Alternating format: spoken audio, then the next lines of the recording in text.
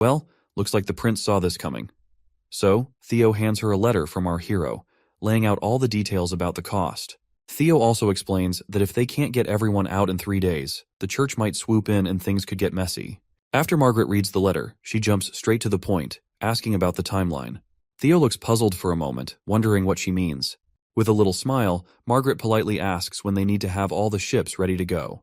Not sure what was in that letter, but it must have been something good to make this greedy fox accept the term so quickly. The scene shifts to the fjords, where the church's outposts are under attack by the witches.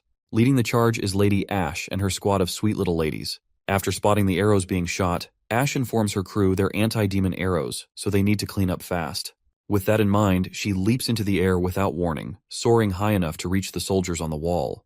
With a single swing of her sword, she wipes them out like it's nobody's business. She continues slashing left and right, cutting down everyone in her path without a care in the world. One of the knights tries to track her with a specially made arrow, but he gets his eye ripped out by a fat black crow who suspiciously resembles Maggie. The other girls come rushing back to join the fight, and Ash rallies her friends, reminding them that once they clear out every priest from the fjords, there will be no one left to mock the witches with their laughable beliefs. Soon after, Ash has wiped out the entire church. A jar of pills rolls across the ground as our black beauty hovers before the knight who lost his hand which was holding that jar. He calls her a demon, a term she certainly doesn't appreciate given the church's persecution of witches. In response, she swings her sword and cuts him down without hesitation. With the area now confirmed clear of enemies, the other witches ask if she's cleared out the entire area too. She smiles and confirms that it's over. She declares that even though the outposts around the fjords didn't house thousands of soldiers or a judgment army, but by eliminating them all, they've carved out a place for their existence and won the battle. Everyone bursts into happiness, celebrating their hard-earned victory. Back at Sleeping Island, Princess Tilly is absolutely thrilled to hear the good news about the successful annihilation of the church, and she reveals to her friend that this news had already been delivered to her by Maggie. Ash nods, noting that Maggie can actually fly faster than ships can sail. She then asks where Maggie is now, to which Princess Tilly reveals that she's already left for the western region without even waiting. Tilly explains that Maggie has made a friend over there, and if it weren't for the battle against the church, she would have already reached Bordertown by now. Tilly admits that after hearing so much about them, she's genuinely curious and wants to meet them at any cost. Ash wonders if she made a mistake letting Maggie stay there, but Princess Tilly reassures her, saying she actually did a great job. The only reason they're able to communicate with the other side is because of Maggie.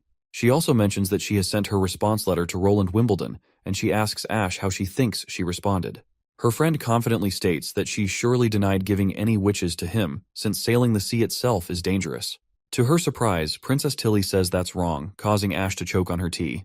Tilly explains that she agreed to his request and even briefly introduced the abilities of support-type witches in the letter, and she is willing to send a few witches to Bordertown. Tilly happily states that it's for the sake of exploration and knowledge, and they should strengthen their friendship and move forward together. But still, her friend expresses her disagreement, to which the princess further reminds her that since they both hate the church, forming a friendship with Roland's group is an added strength. She insists that if they are friends, they should be kind to each other. Additionally, according to Maggie's report, a witch can further evolve her abilities through the acquisition of knowledge. By sending witches to study would really help Sleeping Island out. Ash still insists going there would be risky, but Tilly quickly reassures her she won't go until she confirms everything. She also brings up Sister Sylvie's knack for seeing through disguises, whether it's makeup or magical illusions, which means they can easily uncover Roland's true identity. Most importantly, Tilly trusts Ash, and she is sure that her friend will always be by her side no matter the danger. Ash stays quiet, not sure how to convince her, while the princess decides to postpone further discussion until Maggie arrives with her reports. Right now, she's got other important stuff to focus on. Lady Ash then curiously asks what she's talking about, and Princess spills the beans that outside the mainland lies Shadow Island within Fjord's boundaries, a place where most of the magic stones they've acquired come from. Now that the church is out of the picture, Tilly wants to personally check out these ruins and see what they're all about. Upon hearing the mention of Shadow Island, her friend then asks if she is talking about the ruins known as the legendary Ghost Red River. If yes, she explains how these ruins vanish and reappear in the sea, with dangerous currents and sea monsters all around, making it super tricky for anyone to get near. She mentions plenty of explorers have bitten the dust on Shadow Island just chasing after this wild phenomenon, so she's not sure how they'll tackle exploring those ruins. Princess Tilly then spills that there's an outsider explorer chilling right here on Sleeping Island. He's the one who first stumbled upon those ruins, so he is definitely going to lead the path for them. Before we can watch Princess Tilly's journey to the ruins, the scene shifts to the King's City, where we see a few people outside the city walls. These folks appear to be refugees, afflicted by the same curse-like plague spread by the church. Lady Echo feels really sorry for them, because these people are refugees from the eastern region who didn't get the chance to board the ships sailing back to border town, and the church didn't even bother to give them medicine and just threw them out to die. Thin Mustache decides to gather everyone who can still move and tells Lady Echo to take them to safety. She quickly uses her magical voice, announcing that she has come to cure them under the command of the Western Region leader, Roland Wimbledon. She assures the desperate crowd that their ship is at the docks, where people have medicine to cure everyone free of charge. Thin Mustache is amazed to see how her voice is reaching everyone's voice, even though she is not even speaking vocally with words. The people quickly perk up at this news and stand up. Even the lady suffering from illness rises, eager to be saved. She promises to go to the Western region if it means being cured. Thin Mustache flashes a pleasant grin and tells everyone they can bring their families as well. A while later, we see a bunch of water skins containing the medicine. The soldiers quickly tell the gathered refugees to drink the medicine inside the bottles, and they will be cured immediately. Without a second thought, the desperate people grab the water skins and chug down the water. As they do, a soldier preaches that the rumor about witches spreading this plague is total bullcrap circulated by the church, which is meant to make people beg and kneel before the church. He tells them that not only did Roland provide the medicine, but he's not even charging a single copper for it. Everyone's stunned and having a hard time believing it, because this just feels too good to be true. But then, one of the seriously sick women says she's already feeling better after drinking that potion, and the marks on her body have vanished. The crowd goes wild with joy, and cheers fill the air as they celebrate their salvation.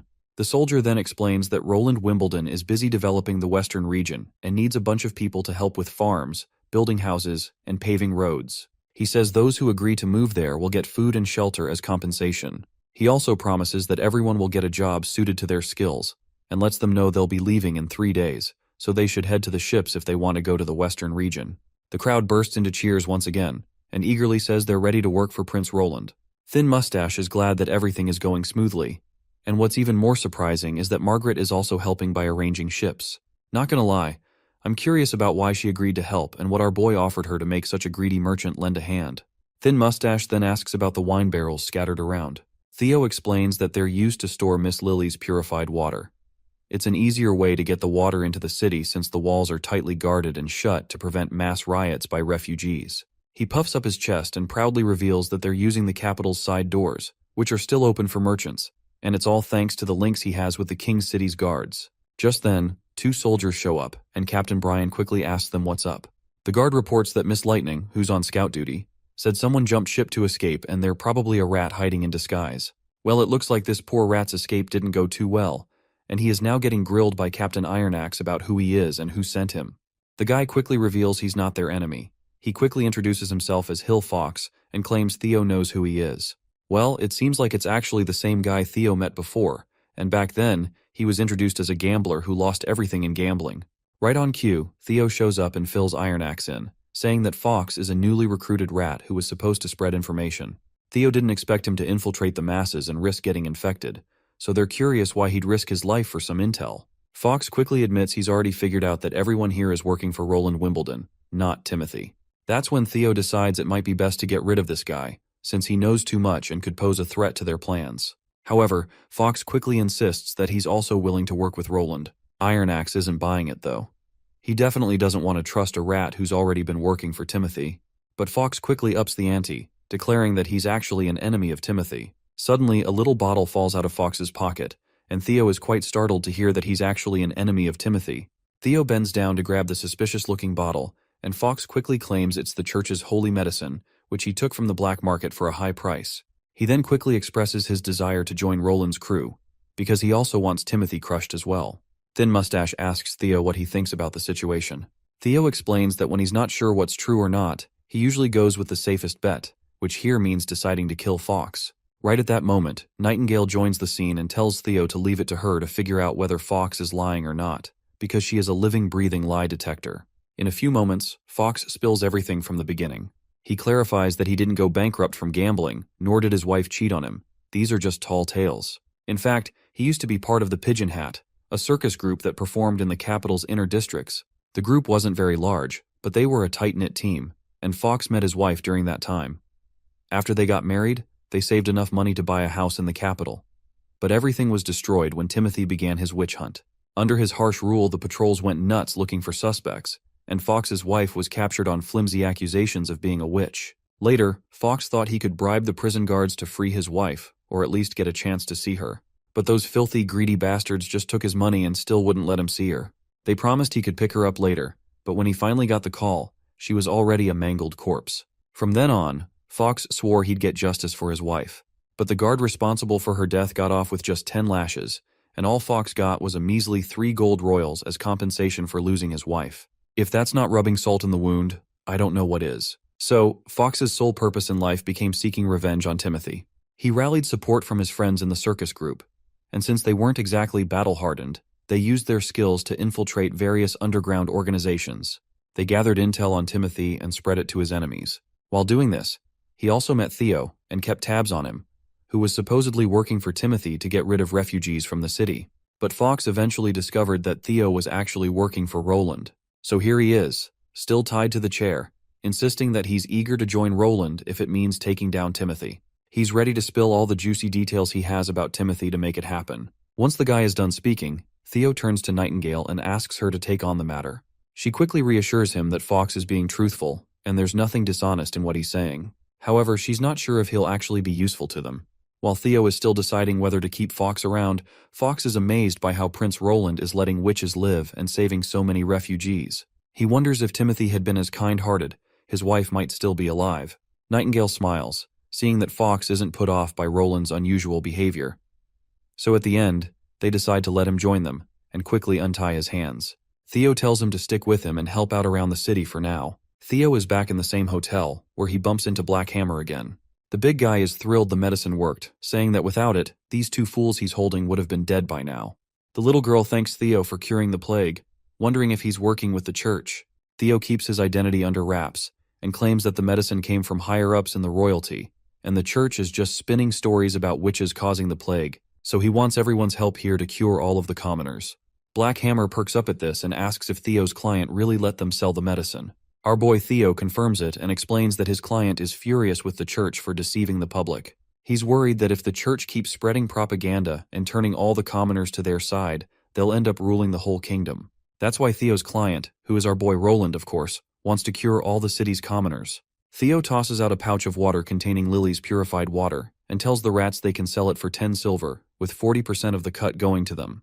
The guys perk up at the prospect of making some quick cash. Theo explains that he smuggled nearly 5,000 to 6,000 worth of medicine, so if they sell it all, they could make some serious money. He also points out that he knows they might try to sell the medicine at an even higher price. To drive his point home, Theo slashes his dagger across the desk and warns them that his client doesn't forgive those who try to play dirty, so they'd better steer clear of scamming others for their own gain.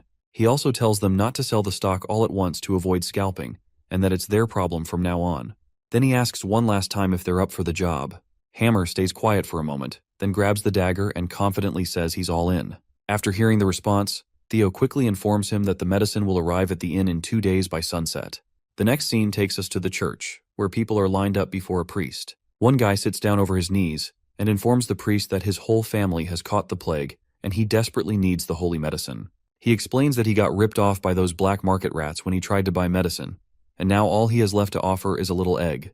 The priest takes the egg, but not before giving the guy a stern look. He tells him he'll be punished for not trusting the church and trying to buy medicine from the shady black market. Then the priest orders him to stand up in order to seek forgiveness. The priest tells him that he'll have to devote the rest of his life to the church.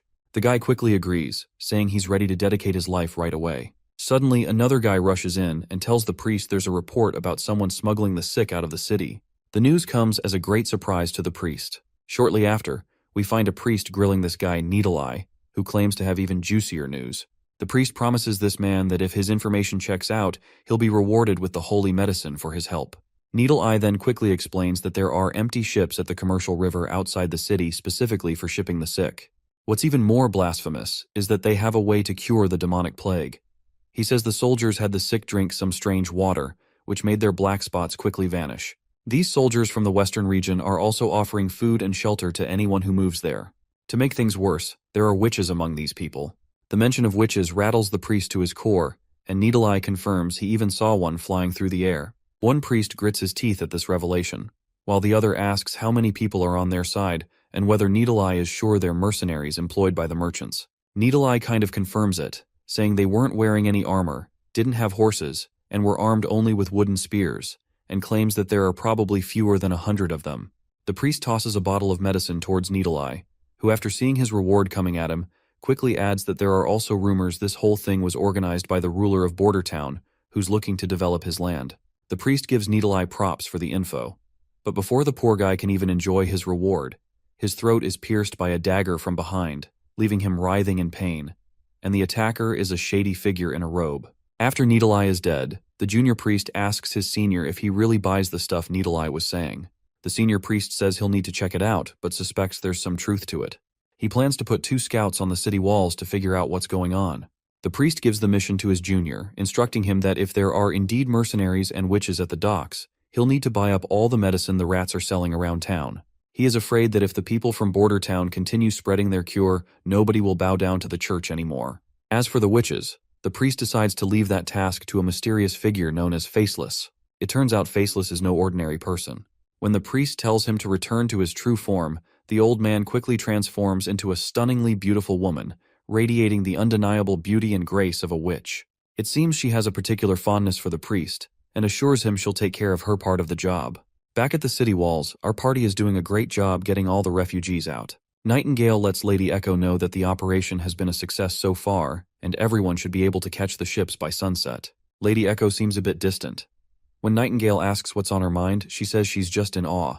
She explains that before she was sold to the capital, she went through a lot of hardships. She thought people in Grey Castle were especially cruel because she came from the deserts, but she's realizing that they're not so different from the people in Iron Sand City. In response, Nightingale reminds her that there are good people too, and points to Roland Wimbledon as a shining example. Sister Echo then asks if Nightingale really thinks the prince can change things. She believes it doesn't matter if people come from the mainland, the deserts, or if they're witches. She just wants everyone to live freely and happily. Nightingale gives her a reassuring smile and says she hopes the prince's strange inventions and weird weapons will make a difference. Lady Echo jokes about how much Nightingale trusts him, but Nightingale just smiles back. Echo shares her own faith in the prince and looks forward to seeing the southern region in peace once again. Meanwhile, Iron Axe is up on the wall. While keeping a close watch upon everyone, he can't help but notices that the rat organization is getting ready to surround them. Theo explains that this was to be expected from the start, as these underground rats are pretty lowlifes, who are not known for keeping secrets to themselves. He's sure they're keeping an eye on them under orders from someone higher up. Iron Axe just shrugs off the concern, saying he doesn't care about any random spies in their camps, but just doesn't want their medicine sales to drop. Theo reassures him that he's keeping a close eye on his crew handling the drug sales, so he won't be around to say goodbye as they head off to the border town. Captain Iron Axe gives a sweet smile and says not to worry. They'll catch up when the prince himself comes to claim the capital. As night settles in, we see that witch again, keeping an eye on the crew. She seizes her chance, lunging at one of the soldiers with a dagger. Before he can react, she slits his throat, leaving him dead on the ground. She then takes her clothes off and disguises herself in the soldier's uniform. As Lightning strolls back into camp from her patrol, Wendy's first question is about the current situation. Lightning reports that Iron Axe has already taken the infantry team out to tackle the rats. Lady Echo hands Lightning some water, and Lily grumbles about not having had a shower in days. All she right now wants is to go back to her house and enjoy the luxury of her bubbly home shower. Lightning almost chokes on her water and can't help but tease Lily for sounding like a spoiled elite, especially since she hates nobles. While the girls are in the middle of their banter, that witch in the guise of a common soldier barges in. She's hoping to blend in without any trouble, but Nightingale cannot be fooled so easily. She quickly appears behind the disguised witch, gun barrel pressed to her head, and demands to know who she really is. The witch tries to keep up her pretense, claiming he is Ford, just in charge of patrol. But Nightingale's not buying her crap, quickly pointing out that she's never seen a man with magic inside him before. Nightingale figures this guy isn't just any man. He's either a witch who sneaked in or a really rare male witch. Either way, she's sure he's not the Ford he claimed to be. With her cover blown, the witch decides to go on the offensive. She lunges at Nightingale with a dagger, but Nightingale dodges easily. The witch then turns her attention to Lily, aiming to stab her. Wendy jumps in front to protect Lily, and that woman swings her dagger right away. Nightingale takes action and fires a shot that hits the witch square in the chest. The witch collapses with the single bullet, and as she falls, she reverts to her original form. As she lies on the ground, taking her last breaths, she's overwhelmed by memories of Priestess Heather, who took her in and gave her the name Afra. The recollection brings tears to her eyes. Meanwhile, everyone rushes to Wendy, checking if she's injured. Wendy assures them that she's completely fine, and that the dagger didn't even touch her. It turns out she was wearing some armor made by our hero, which likely saved her from a serious cut. Meanwhile, Lily is still shaken and on the verge of tears, visibly terrified from the close call. She then lashes out at Wendy, telling her not to rush into danger like that again. Wendy comforts Lily by patting her on the head, explaining that she was just caught up in the moment and jumped in front of the blade to protect her, instead of using her wind magic. While they're chatting and comforting each other, Lightning wonders why the witch attacked them in the first place. It doesn't make sense to her why a fellow witch would turn against them. Nightingale steps in and tells Lightning that this woman isn't like them. This night is the last night for everyone here before heading to the border town. And later that night, the rats tried to launch a major sneak attack. It was anticipated, and in the end, our first army had 1 soldier killed and 4 wounded in the aftermath. The muskets kept firing, and the battle ended without close combat. The rats scattered into the night, and with our party's journey due the next morning, there was no need to pursue them. The 4 wounded soldiers received first aid from Lily, and their bleeding was stopped. They also found the soldier who died at the hands of the witch in a field. He was the soldier who died far from home, so he was given a respectful burial, and everyone expressed deep respect and mourning. Because of that one loss, the First Army's debut battle on foreign soil wasn't a success, but it wasn't a failure either. With heavy hearts, everyone prepares for their journey. Back on the sea, Lady Tilly is finally venturing out on her journey with this traveler. The blonde guy explains that there are countless islands in the bay, and no one has been this close to their border before. The further east they go, the stranger the weather becomes, and the islands stay the same, so he's not sure how peculiar they might get. Princess Tilly asks if he is implying that he never had been there before, despite his reputation as a renowned explorer. Few have dared to cross Inferno Island and continue east, and this blonde is allegedly one of them. The blonde laughs it off, saying those are just exaggerated tall tales he's heard about him many times before. While lighting up his cigar, the blonde explorer explains that brave souls from the bay head east every year. It's tough to discover something new because of violent hurricanes and sudden fogs that make sailing really difficult. Meanwhile, Ash reveals in her thoughts that this great explorer went missing 2 years ago. A lot of people thought he died in an accident, but he was actually at Slumber Island. He made naval maps and set out to find other ruins. Lady Tilly has decided to work with him to explore the ruins, and ever since she is working with him, this guy has never talked about the 2 years he was missing, and Tilly hasn't mentioned it either, even though she likely knows about his past. Meanwhile, Tilly explains that the hurricanes around here are actually quite terrifying. The adventurer agrees, adding that witches are absolutely amazing. He mentions that if it hadn't been for a witch named Molly, they would have been goners. Suddenly Molly's fishing rod gets hooked, and she exclaims that there's a big fish caught on her line. The adventurer is still amazed by how Molly summoned that huge shield yesterday to protect their ship. He notes that his crew has stopped resenting witches because of it. So, in a way, the hurricane turned out to be a blessing. He reveals that he's always thought witches would make the best explorers in the world. Tilly happily states that there's already one witch who's known as the greatest explorer. The adventurer seems to agree, and it sounds like they might be talking about lightning. Meanwhile, Molly hooks another fish, and this one looks even bigger than the last. The guy standing nearby is absolutely stunned by what's about to come out of the water. As soon as Molly turns around, a weird sea monster with thousands of sharp teeth lunges at her, aiming to devour her in one gulp. But Ash is quick to act, diving in with her giant sword and slicing the monster clean in half. She tells everyone to back off, then charges forward with her sword, slashing the remaining monster with lightning speed and killing it in one swift strike. After dealing with the sea monsters, Ash checks in on Molly to make sure she's okay. Molly reassures her that she's fine. Ash then turns to the adventurer, asking about these monstrous sea creatures. The adventurer explains that these monsters are legendary sea devils. They're notorious for disguising themselves as regular fish, just so they can trick the fishermen to pull them aboard. There's a myth that if they eat humans, they grow arms, but it's all just hot air. In reality, they're known as demons. Tilly's eyes widen in shock at the mention of demons. Just then, one of the crew members notices that the fog has started to surround the area. The man, who is known as Thunder by the way, quickly shouts for everyone to lower the sails because they're entering the phantom waters. Well, come to think of it, Lightning's dad is named Thunder too, and he's an adventurer just like her. Seems like we have finally found Lightning's father. Meanwhile, Thunder explains that as they get closer to Phantom Island, the same kind of demons they just hunted are going to pop up in even greater numbers.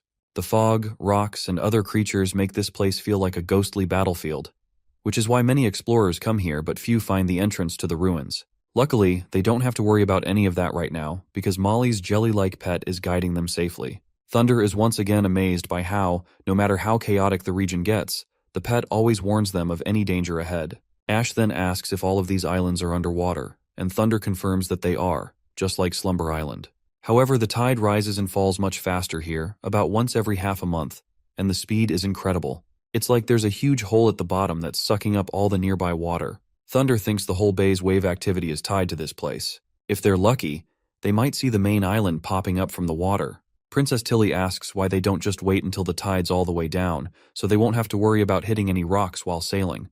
Thunder replies that they can't wait because, when the tide goes out, they won't be able to see the Crimson Spectre River, which is the only way to get to the ruins. He points out a strange red hue in the water, and even the ladies are curious about it. Thunder explains that these are cardinal scale fish, unique to the Phantom Islands, and they'll soon see the Crimson Spectre River in its full glory.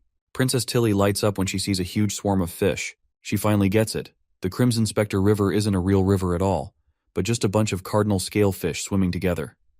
It makes it look like there's a crimson river below. Tilly asks why this happens. Thunder explains that it's because of the main island. Apparently, the island is shaped like a pyramid with a big hollow space inside. The fish lay their eggs there, and when the tide drops and the island starts to show up, the fish, sensing the change, go nuts and rush out. As long as they stick to the Crimson Spectre River, they'll make it to their destination. After sailing along the Crimson River for a while, the majestic Phantom Island finally comes into view, leaving everyone in awe. One of the crew guys quickly ties up the boat to a boulder. As everyone hops out, Princess Tilly asks if he's the one who set up the posts for parking the ships. Thunder explains that the posts were already here when he first found the place, and they were probably put up by whoever built the ruins. Lady Ash then asks where the ruins are, and Thunder says they're right above them, so they'll need to head up to reach them. As they walk through the spooky place, Thunder warns everyone that there are booby traps meant to keep looters out. But since the traps have been submerged for so long, he guesses they might not work anymore. The only issue is they have a long hike ahead, so they need to be careful not to run out of stamina. Princess Tilly seems pretty creeped out by the eerie pathway. Seems like Tilly isn't a fan of the dark. But luckily, Lady Ash has always had her back and is ready to guide her through the shadows once again. After crossing the narrow pathway, they finally reach a door. When they open it and step inside, they get their first look at the library from within. As Tilly starts exploring, Ash quickly tells her to stop, warning that it might be dangerous. But Thunder reassures them, saying they don't need to worry because he and his team have already explored this place before. He points out that there's nothing much in here except some stone tables and chairs, because they've already collected all the magic stones, which were scattered all over the floor, about 30 in total. Plus, other explorers have been through here too, so he's pretty sure the place has been cleaned out. But it looks like Tilly isn't giving up. She spots something secret on the wall and starts ripping it off. To everyone's amazement, she uncovers a huge magic stone embedded in the wall. Ash quickly decides to pull it out, but Lily tells him not to. Instead, she approaches the crystal, and crimson magic energy begins to radiate from it. As the energy intensifies, red energy starts bursting out of the crystal. That's when Thunder realizes that Tilly might be trying to unlock something that only witches can activate.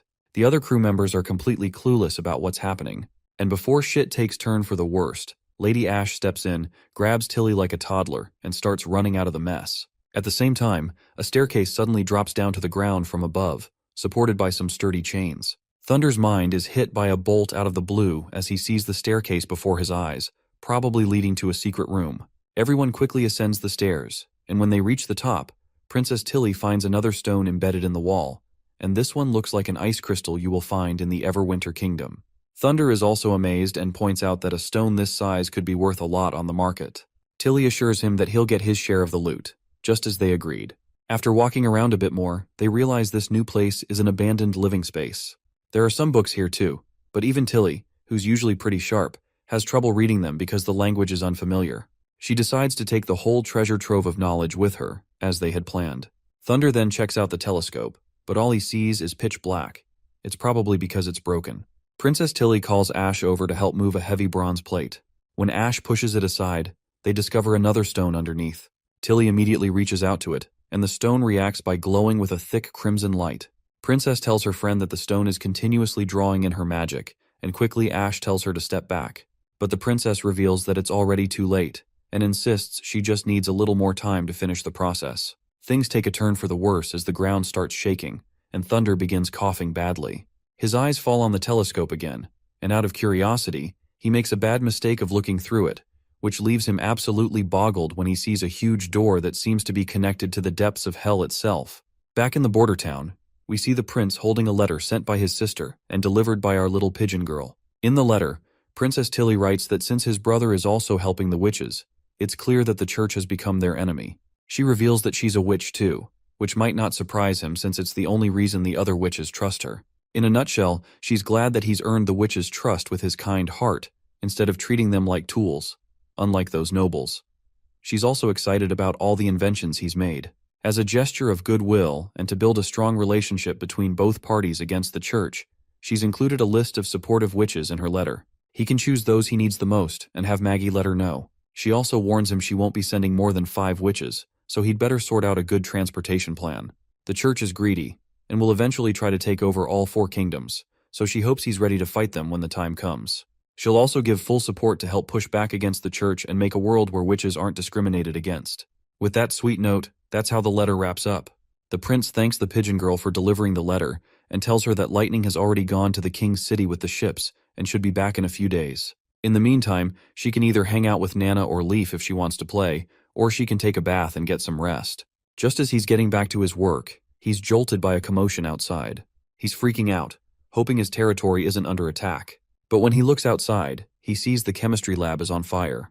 The prince rushes to the lab, and when he gets there, the lab assistant begs him to save their teacher, who's really hurt and might not make it. Roland calms everyone down, saying he's already sent someone to help and they'll be here in a few minutes. In the meantime, he wants to check on the teacher. The old alchemist's face is badly beaten up, and both Knight Carter and the prince have a hard time swallowing their shock when they realize his injuries are from the acid released by the explosion. The doctor says they've already done some first aid and stopped the bleeding, but she's worried his injuries might be beyond help.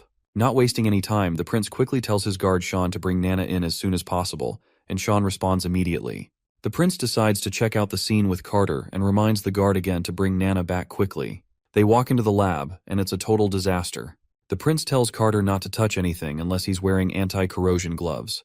The prince notices a bottle nearby and finds it odd that it's there. He picks it up and realizes it looks like a bottle of spirit from the village market, with less than half left. He wonders if this mad alchemist might actually be a booze-loving old coot, just like our Rick Sanchez. Just then, the soldier arrives and announces that Nana has arrived. Without wasting any time, the prince directs Nana to tend to the alchemist's injuries. Nana confidently declares that small wounds like these are no problem for her. She activates her abilities, and the alchemist's face begins to heal.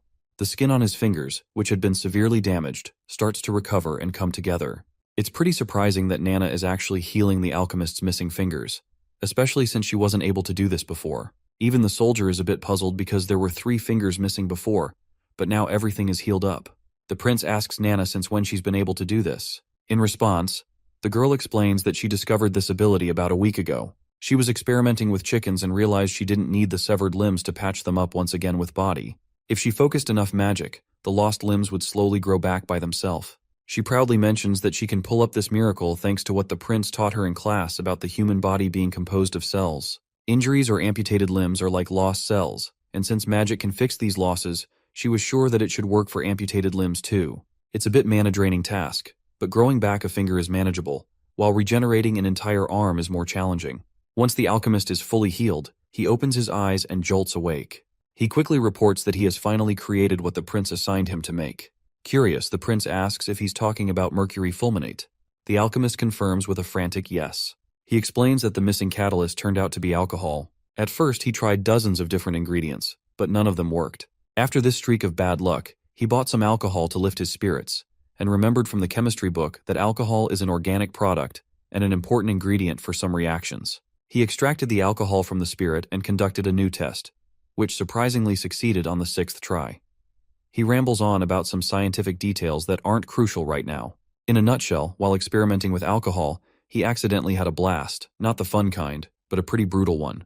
Prince is pretty happy for the discovery, but he is also pretty sad and tells the alchemist to don't pull these kind of risky stunts for the next time, because he is not Rick. The prince tells the old alchemist that if it weren't for Nana, he'd be dead by now. The alchemist's eyes light up in amazement, and he asks if witches can heal wounds caused by experimenting. When he hears the answer, he goes completely wild with joy, excited that he can now experiment without worrying about dying. The prince and Nana are a bit lost on how to handle the frenzied old man. But then, Roland's mind starts racing about their successful experiment, which leaves him grinning from ear to ear, because he's got a great idea for making a bullet cartridge's primer, all thanks to the mercury fulminate discovery. But before he can dive into his exciting experiments, the prince has some boring ruler duties to handle, and he's not too thrilled about it. Just when the prince was hoping for some free time to experiment, a letter arrives from Longsong Fortress about a plague hitting the entire fortress. He also has to check in on Anna and the smith's shop. After finally managing to find some time, he sits down to respond to his sister. Meanwhile, the ships from the king's city have finally arrived. In his letter, the prince writes that he's thrilled about their alliance and is determined to destroy the church at all costs. He promises to expand his territory to allow witches to live freely, and is excited about the new witches arriving next month. He's also mapped out a safe route from the fjords to the border town to avoid the church and ensure a secure journey for the witches. He assures his sister that he'll teach the witches the basics once they arrive at the border town, and every witch who evolves will boost their chances of defeating the church. Lastly, he includes the names of the 5 witches he's picked and hopes to see them soon. The first is Lotus, with earth formation powers. The second is Cande, specializing in state preservation. The third is Evelyn, with alcohol transmutation. The fourth is Honey, a beast handler. And the fifth is Sylvie, known as the Eye of Magic. Once he finishes the letter, he tells Nightingale to get some rest, as everyone is exhausted from the trip to Longsong Fortress to fight the plague. It seems Nightingale is still troubled by something, so the prince asks if it's about the witch she killed in the king's city. Nightingale admits that she didn't want to kill her, but the witch was radiating such intense malice that she knew the only way to stop her was to take her life. The prince reassures her, saying that shit happens, and it's not her fault. He explains that since she was raised by the church, she likely saw everyone as traitors, and changing that mindset would be extremely difficult without years of interaction. Not only that, he also gives her credit for saving Wendy's life. Nightingale nods and acknowledges that she's done her best to save her other sisters, and that's what matters to her. Seeing her resolve, the prince is fascinated that she's moved past it instead of dwelling on it. Then Nightingale tries to ask a question, and the prince asks what it is. She asks if he's been doing anything with Anna while everyone was away in the king's city. The question catches the prince off guard, and he meekly asks what she's implying. He explains that he's been busy with the refugees and hasn't had much time alone with Anna, so he hasn't been clapping with her. It seems he forgot that Nightingale can see through lies, and she isn't shy about pointing that out. Then, in a surprising move, she kisses him deeply. After their intense lip lock, she says that if the prince wants to be with Anna, she's okay with it. All she wants is to stay by his side. The prince, completely embarrassed, blushes and smiles faintly.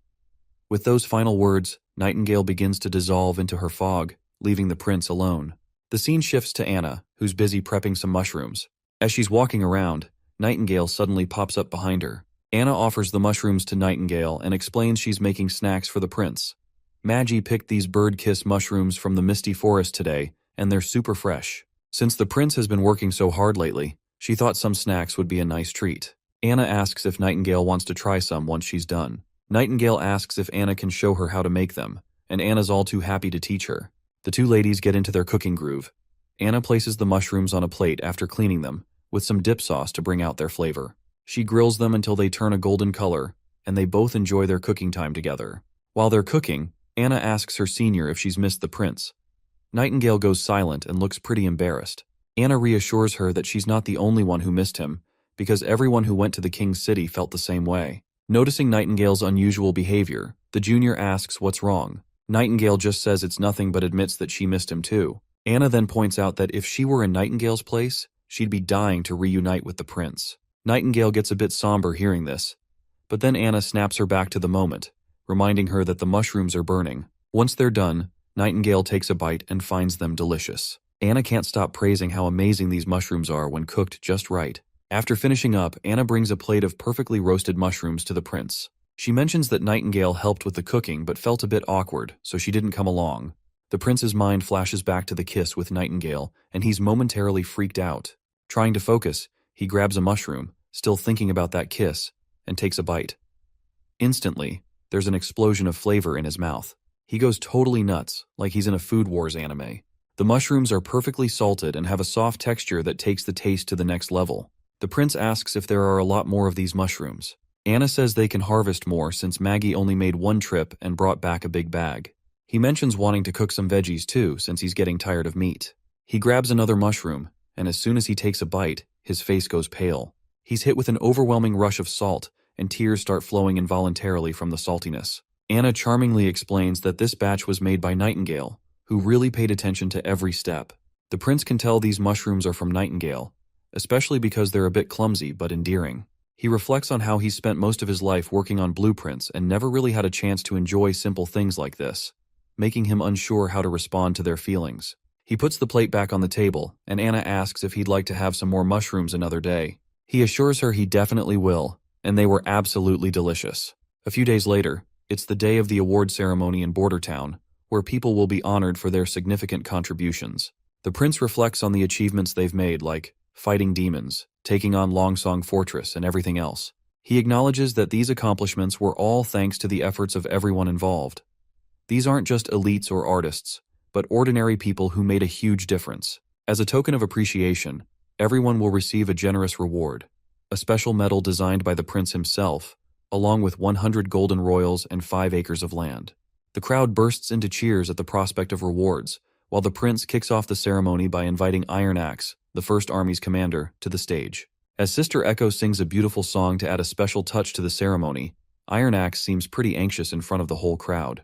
While the prince praises Iron Axe for his successful missions, like escorting people from the King's City and other heroic acts, Iron Axe is visibly nervous. But as the medal is placed over his chest, the crowd erupts in applause and cheers once more for their commander. While barely keeping his stage fright under control, Iron Axe gives a final salute, kneeling before the prince and nervously banging his head against the floor, thanking the prince for the recognition and rewards he feels he doesn't deserve.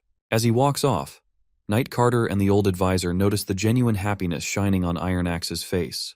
The next person called up is Kyle Sichi, the renowned mad scientist who traveled all the way from Redwater City. Everyone is surprised that someone of his stature has come to Bordertown after leaving the Redwater Alchemy Center. Prince Roland explains that while Sichi didn't participate in combat, his continuous improvements in firearms played a crucial role in their victories. He also takes a moment to flex the chemistry laboratory flyer, mentioning that they're recruiting people who have completed elementary education.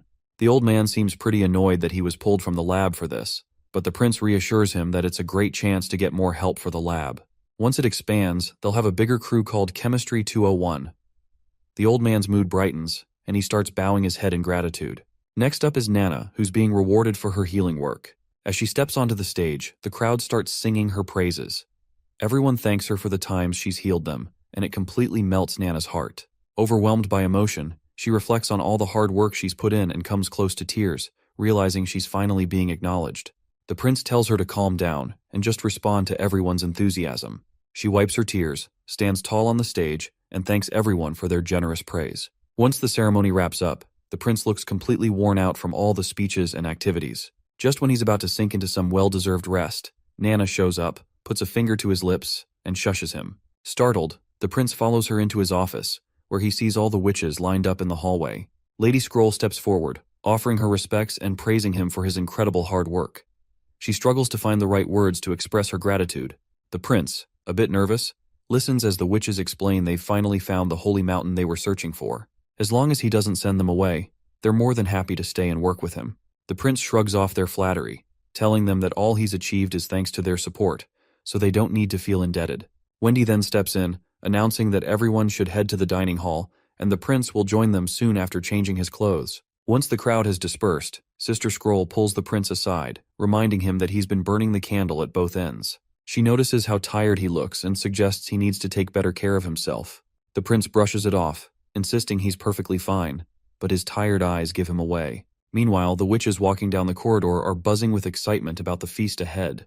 They're all curious about what delicious offerings await them at the dining table. Back in his quarters, Anna is still with the prince. She thanks him personally, her words failing to capture the depth of her gratitude.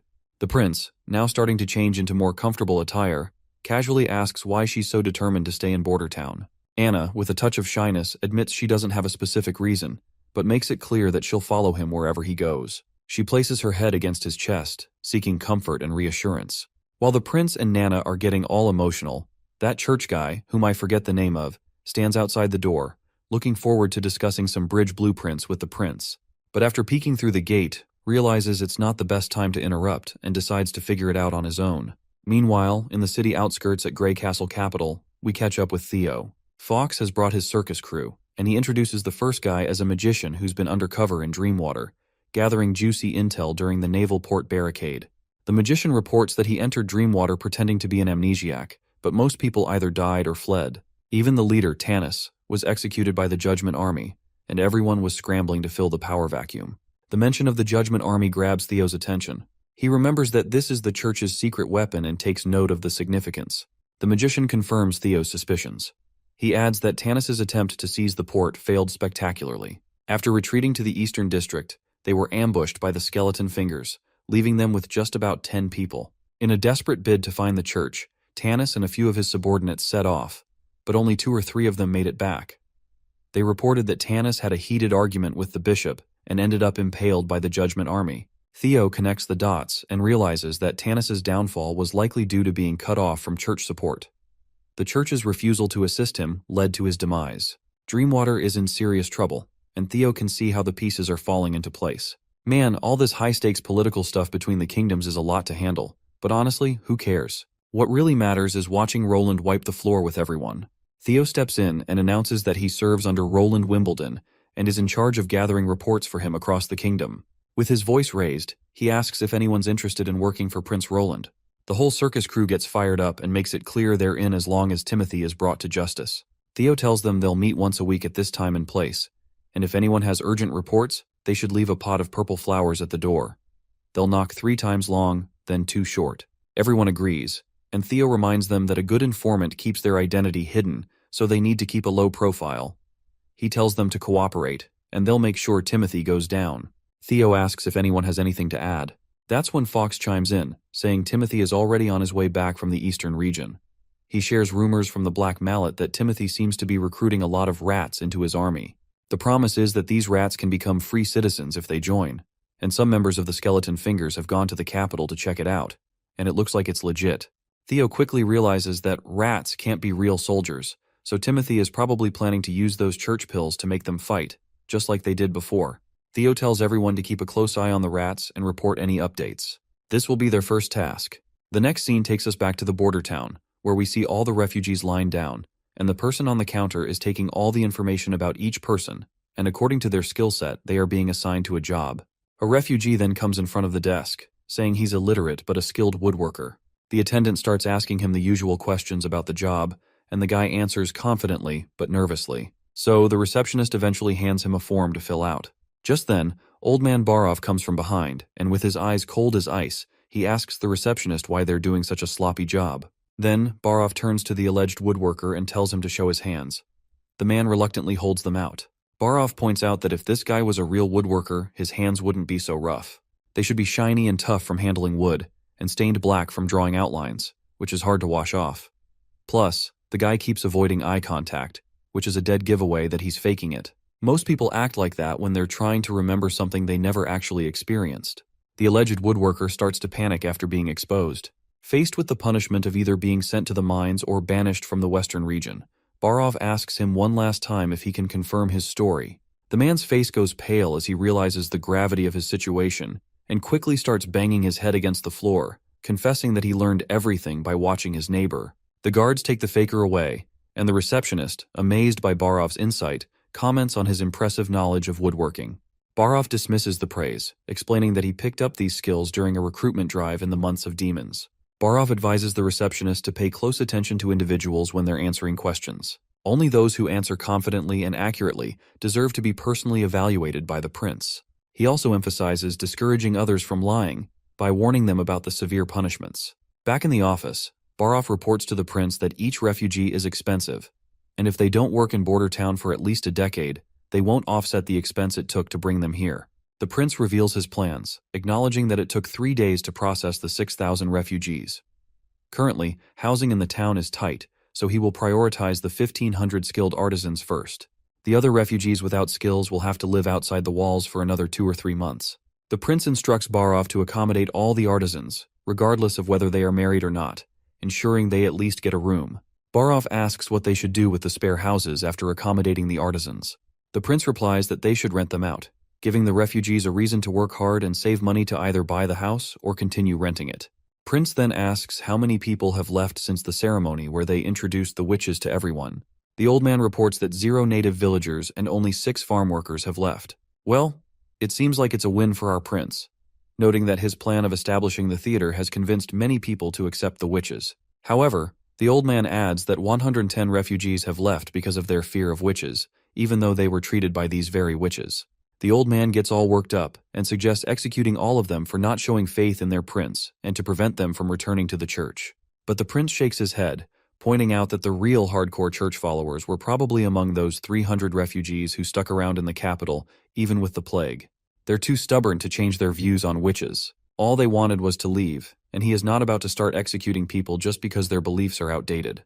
The scene shifts to the gathered crowd, where the prince unveils an unexpected innovation, which is a bicycle. The core members of the castle look at the strange two-wheeled contraption with curiosity. Knight Carter raises an eyebrow and remarks that balancing on those wheels seems tricky, and questions how it could ever replace horses. The prince just casually hops onto the bicycle and demonstrates how it works. As he pedals around, he enthusiastically explains that he plans to mass-produce these bikes. He's even called in Sister Soraya to sketch out riding positions so they can teach the townspeople. His goal is to make this new mode of transport accessible to everyone, promising that even common folk will get a taste of this luxury, and it'll cost just a couple of royals. The prince's excitement is contagious, and he's clearly eager to see the bicycles become a common sight in Border Town. Shortly after, Knight Carter decides to give the bicycle a spin himself. He's completely impressed by the sleek design and rides it around with a big grin, asking Sister Soraya if she did the drawing for his riding position. She nods proudly, and Carter's eyes widen when he sees the detailed and handsome painting of himself. As everyone enjoys their time with the new invention, Prince Roland watches with a satisfied smile. He then turns his attention back to alchemist Kyle, ready to dive into their next big project. The prince explains that he's going to need a lot more acid than the lab can currently produce. To solve this, he plans to design a chemical system that will churn out acid efficiently and in large quantities. Kyle looks puzzled, never having heard of such a system before. Roland explains that it will involve multiple reaction mechanisms, with the product flowing continuously as long as they keep feeding it the basic ingredients. Kyle's intrigued but admits it's new territory for him. He's up for the challenge and is determined to make it work. Roland also mentions his plans to expand to 3 more labs by the Redwater River next month and bring in qualified staff to keep things running smoothly. Outside, the old man takes a tumble as he tries out the bicycle for the first time. He dusts himself off, sighing and muttering about how he's getting too old for this kind of thing. Meanwhile, Prince Roland is deep in thought, mulling over the advancements in weaponry thanks to their recent breakthroughs. With the new mercuric fulminate in play, he needs large quantities of fuming nitric acid. Since his current labs can't meet the demand, he's considering asking Sister Lucia for help. Because the only way to win these upcoming wars against the church, he will need more than a few cannons and firearms. As he's lost in these thoughts, he reaches for some dried fish to snack on. Before he can even get a bite, Nightingale appears and mischievously stuffs a piece of fried fish into his mouth. Her gesture is both unexpected and warmly received, pulling him out of his deep contemplation. The scene cuts to outside where Prince introduces himself to these little kids and congratulates them for completing their basic education and becoming the town's first graduates. The kids are ecstatic to be speaking directly with the prince, and their excitement is off the charts. He praises Karl von Bate for his significant role in their education and announces that everyone will receive a generous reward based on their performance, regardless of their career choice. The kids cheer and celebrate, thrilled at the prospect of a bright future, and start dreaming about their new salaries and the bicycles they'll soon be able to ride. They excitedly discuss applying for positions at the city hall, envisioning a better life ahead. The prince then decides to distribute the degrees, instructing everyone to come forward when their name is called. A girl playfully pushes her friend to take his degree first. The boy reluctantly steps forward, and the prince hands him his degree, congratulating him on graduating. Feeling a surge of confidence, the boy expresses his eagerness to sign up for the chemistry laboratory and follow in the footsteps of Kyle Sichi. Meanwhile, back in the Holy City, the archbishops are in a heated discussion about Roland.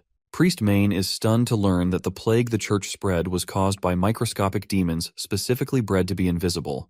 He has no idea how Roland managed to cure it, suspecting he might be using witch's magic instead of the holy medicine. They also discuss the long-range crossbows that Roland's forces have, which shoot relentlessly. Priest Main recalls Priest Tylo mentioning these crossbows before, as he is stationed at Longsong Fortress. This revelation also sheds light on why Duke Ryan was defeated by the commoners from Border Town. The church leaders are both baffled and concerned about Roland's growing influence and capabilities. Another old man in the church is absolutely shocked to learn that their witch, known as Faceless, has been killed. He is certain that Heather will be furious when she returns from the Everwinter capital, because pure witches are extremely rare and very expensive to raise. Scratch that, a pure witch is even more valuable than the Judgment Army. The old man goes absolutely mad upon hearing that Timothy's soldiers ambushed the Longsong Fortress Church and killed the head priest of that place. If you can't recall, this happened when Timothy sent those soldiers to attack Bordertown after making them take those church pills. Priest Main quickly realizes that Timothy just wanted to steal those pills stashed in the church. However, he still can't believe the audacity of Timothy to kill the head of the church. But it is true, as I can remember. Timothy indeed stole those 2,000 pills and fed them to his army of common people to attack Bordertown. After mulling over it, Priest Main quickly understands that Prince Roland is actually planning to acquire this group of refugees as cheap labor. He can arrange for his witches to cure them and ship them to the western region. The old man agrees, saying if they were not fighting Wolfheart right now, the church would put a stop to Roland immediately. And most of all, the witches in the western regions deserve to be swept clean. But Priest Main tells his old fellow to read this letter before getting riled up. The old man is absolutely blown away to realize that a large number of witches have appeared at the bay and they have destroyed all the current churches. The priests, still in the dark about Princess Tilly's involvement, are puzzled if the witches are migrating from the mainland to the sea. But Priest Main just shrugs them off, saying that they are far away in the ocean and shouldn't affect their grand plans. The current mission of the church is to acquire more land and labor to expand their judgment army. It seems like these priests have finally recognized this once dumb and goofy fourth prince as the greatest threat to the church. Priest Main has decided to lead 100 Judgment Army soldiers and pure witches to permanently wipe out the western region, and decides to deal with the witches at the sea later.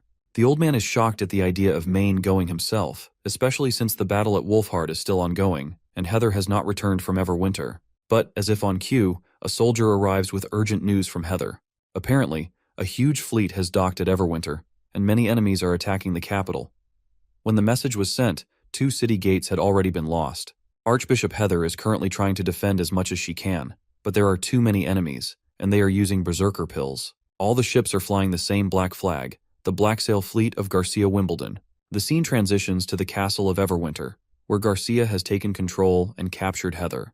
Garcia, standing in the grand castle, tells Heather to start praying to her god before she begins her gruesome work. She plans to cut off Heather's fingers and limbs one by one to make her feel the pain and helplessness that the people of Clearwater have suffered.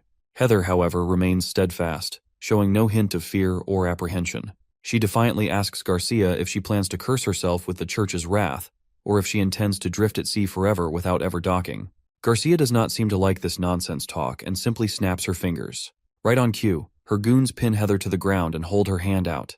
They proceed to cut off her fingers with the cold efficiency of slicing cucumbers. As the pain begins to overwhelm Heather, her face twists with agony. Despite the relentless torment, her eyes well up with tears, but she remains determined not to give in. Garcia's soldiers continue their gruesome task, chopping off her remaining fingers, but Heather's resolve seems unshaken even as her body trembles from the pain. Chief Kabbalah of the Sandstone clan looks at Garcia and asks if this is really necessary, since suffering is usually only needed for intimidation or interrogation. Garcia, clearly annoyed, responds with a sharp question about whether Chief Kabbalah even understands how the church tortures witches. Then Heather's chuckle breaks through, quickly escalating into maniacal laughter. She tells them that they clearly don't grasp the church's power or the importance of its work. Heather makes it clear that Garcia has stuck her hand into a lion's jaws and that the church's enemies will be obliterated. But Garcia just laughs it off and says she'll be more than happy to wait for that day to come. The scene opens with Anna happily digging into her ice cream, her enthusiasm as sweet as the treat she's savoring. The prince couldn't help but feel creeped out, convinced that no matter what era they came from, girls always enjoyed ice cream. It turns out the prince had come up with a simple recipe using just sugar, water, yolks, butter, and milk to make the ice cream. Perfect timing, as the other girls soon joined the scene. Maggie walks in with her hair playfully tousled by leaves, and the prince jokes that they must have been looting bird nests again. He pulls out a letter and mentions that summer begins tomorrow, and before she prepares to head back to the bay, he asks Maggie to deliver the letter to Tilly. Maggie accepts the letter confidently. Meanwhile, Lightning remembers that with the end of the month approaching, Maggie will be leaving the palace soon. The prince then gives Lightning a mission, revealing that the map she's looking at is one she drew herself. He asks if she remembers the shallow beach by the mountains. Lightning quickly points to the spot on the map. The prince tells her to take Maggie and fly out there, plant 2 flags at the spot where the beach meets the mountains, and mark it on the map. Turning to Maggie, he explains that if Tilly agrees to send the witches, Maggie will need to guide the ship to this spot, where everyone from Border Town will welcome them with hot air balloons. Lightning perks up with happiness as she realizes that more witches are apparently going to be joining Border Town soon. The prince nods confidently, saying he believes in his sister and that she will eventually join him. Shortly after, we see the balloon soaring through the air. All the girls are absolutely amazed to see that they're actually flying. The prince has named the balloon the Overlook, and Anna gives all the credit to Soraya for helping paint it. The prince agrees, saying the paint's stickiness is exceptional because it needs to adhere closely to the base layer to support such a massive balloon. Otherwise, it wouldn't be able to withstand the pressure and tension. The prince quickly starts imagining that, since he has acquired DC motors, he can use electrolyzed water to create hydrogen gas. It won't be long before he can build a famous Zeppelin airship. As long as he can find lightweight materials for the frame, a monster like this could soar thousands of meters above the ground. Although the feasibility of dropping bombs from such heights is questionable, it's thrilling to think about invading the church's holy city by land, sea, and air combined. The girls notice the prince smiling, and Lily points out that he's probably excited about the prospect of new witches. The prince keeps grinning, clearly enjoying the excitement of new possibilities. Wendy, meanwhile, is blown away that Princess Tilly and her friends managed to gather so many witches on Slumber Island. The prince nods, adding that Tilly didn't just pull witches from Grey Castle, she also invited witches from the other 3 kingdoms. He even thinks she might have been in talks with the Old Witch Association at some point. Wendy mentions that Kara, their former leader, never mentioned anything about Tilly, but the prince points out that if Kara had revealed Tilly's invitation, no witch would have joined Kara's quest for the Holy Mountain. Wendy agrees, saying that this unexpected turn of events has actually worked out in their favor. They're now living with such a down-to-earth prince while enjoying a pretty luxurious life. Lily, always the arrogant one, chimes in, suggesting that Bay witches might be better since there are so many witches around, making it easier to walk through town without feeling anxious. As their banter continues and laughter fills the air, and that is when Roland's attention drifts to something a bit awkward. He can't help but notice Wendy's rather prominent pair of hooters. Later that day, the prince sits in his office, mulling over the idea that women with larger breasts often experience sore shoulders, and that's why bras were invented. While it's not a well-verified fact, he figures it's worth trying out to create some undergarments. He thinks about how, as Anna gets older, she might face similar issues, and he'd rather avoid the problem of saggy breasts. He starts designing some bras, marking another innovative leap in this old era. The next day, the balloon soars through the sky once again. This time, it carries not only witches, but also Margaret and a merchant. They're all thrilled and amazed to be flying for the first time. Lightning mentions that she's explored the area and marked it down on the map. Margaret gives her a thumbs up for the work well done. The prince turns to Merchant Marlin, teasing him about whether he's about to crap his pants due to the height. Marlin admits it's really terrifying looking down from so high up and feels like he's on the verge of a panic attack. The prince tells him to calm down, explaining that it's a natural response for someone whose feet are off the ground for the first time, much like how people can get seasick on their first ship voyage. Margaret, meanwhile, is fascinated by the giant balloon, but Marlin remains skeptical. He wonders if witches are controlling it with their powers. But the blondie calmly corrects him, saying that Anna is only managing the flames, and the balloon floats because as long as you keep supplying it with hot air, it will rise naturally. The prince agrees, and adds that hot air rises and cold air sinks, which is why it's called a hot air balloon. They continue chatting about this and other random topics. Eventually, Margaret expresses interest in buying a few hot air balloons from the prince. She mentions that they don't have to be big, just large enough to carry one person. The prince quickly catches on to what Margaret intends to use the balloons for. She confirms that if she attaches the small hot air balloons to their ships, the lookouts will be able to spot pirates from far away, as pirates are a much bigger threat to merchants than storms or tornadoes. The prince flashes a grin and informs her that the price won't be cheap, estimating it will be in the thousands of golden royals. Margaret agrees to pay 1,000 golden royals for one balloon right away. She promises that if the balloons become popular, every merchant in the bay will be eager to buy 1 or 2 for themselves. The other merchant nods in agreement, noting that while he hasn't fully gotten used to the idea yet, it's clear that this could be a crucial exploration tool for the Crescent Moon Merchant Guild. If the prince can make them, he's certain everyone at the bay will want to buy them, even if it means paying a premium. The prince quickly starts calculating the potential profit, realizing that his markup is almost 500% of his estimated product cost.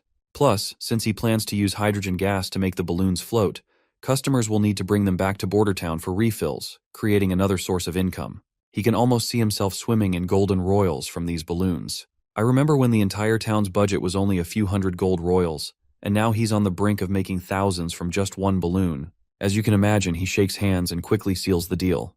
Meanwhile, back at the fjords, Ash is surprised that Roland chose one of the witches known as Sylvie. She wonders if Roland isn't worried about being exposed. given that Sylvie can easily detect lies and see through fake identities. Princess Tilly, however, is also out of the loop and speculates that perhaps Roland doesn't care about hiding his identity and just wants to work with them on honest terms. Ash then brings up another possibility. What if Roland is actually her brother? And if that's the case, he might not be worried about Sylvie's ability at all. Princess Tilly thinks it's a slim chance, though, because she knows her brother well. Roland Wimbledon would never take on the church for the witches. He's always been better at running from challenges or problems, and he even protested when the king sent him to Border Town. Ash then asks if sending their witches to the west is really necessary. Tilly reassures her that it's perfectly fine. But Ash reminds her that Sister Lotus is one of the most important witches at Slumber Island. Without her transformation abilities, it'll be tough to fix any broken mud houses or make significant changes to the island's geography. Sister Honey is also crucial. She can command hawks to catch fish, ensuring everyone enjoys delicious seafood. Ash suggests denying the request and swapping out some less useful witches instead. That's when Princess Tilly's patience wears thin. She stands up dramatically and coldly tells Ash that she's sending the witches to Border Town to form an alliance and won't mess up this opportunity. She reminds her that they're creating a sanctuary for all witches, and she prefers not to label anyone as useful or useless. Ash quickly drops to his knees, apologizing for questioning Princess's intentions. Tilly reminds her friend that Roland picked these witches out of hundreds, including Evelyn and Candle, who are supposedly the least useful. She asks why Roland would choose them if they were truly useless.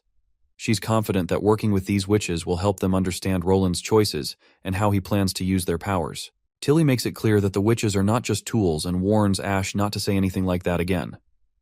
Ash admits her mistake and agrees.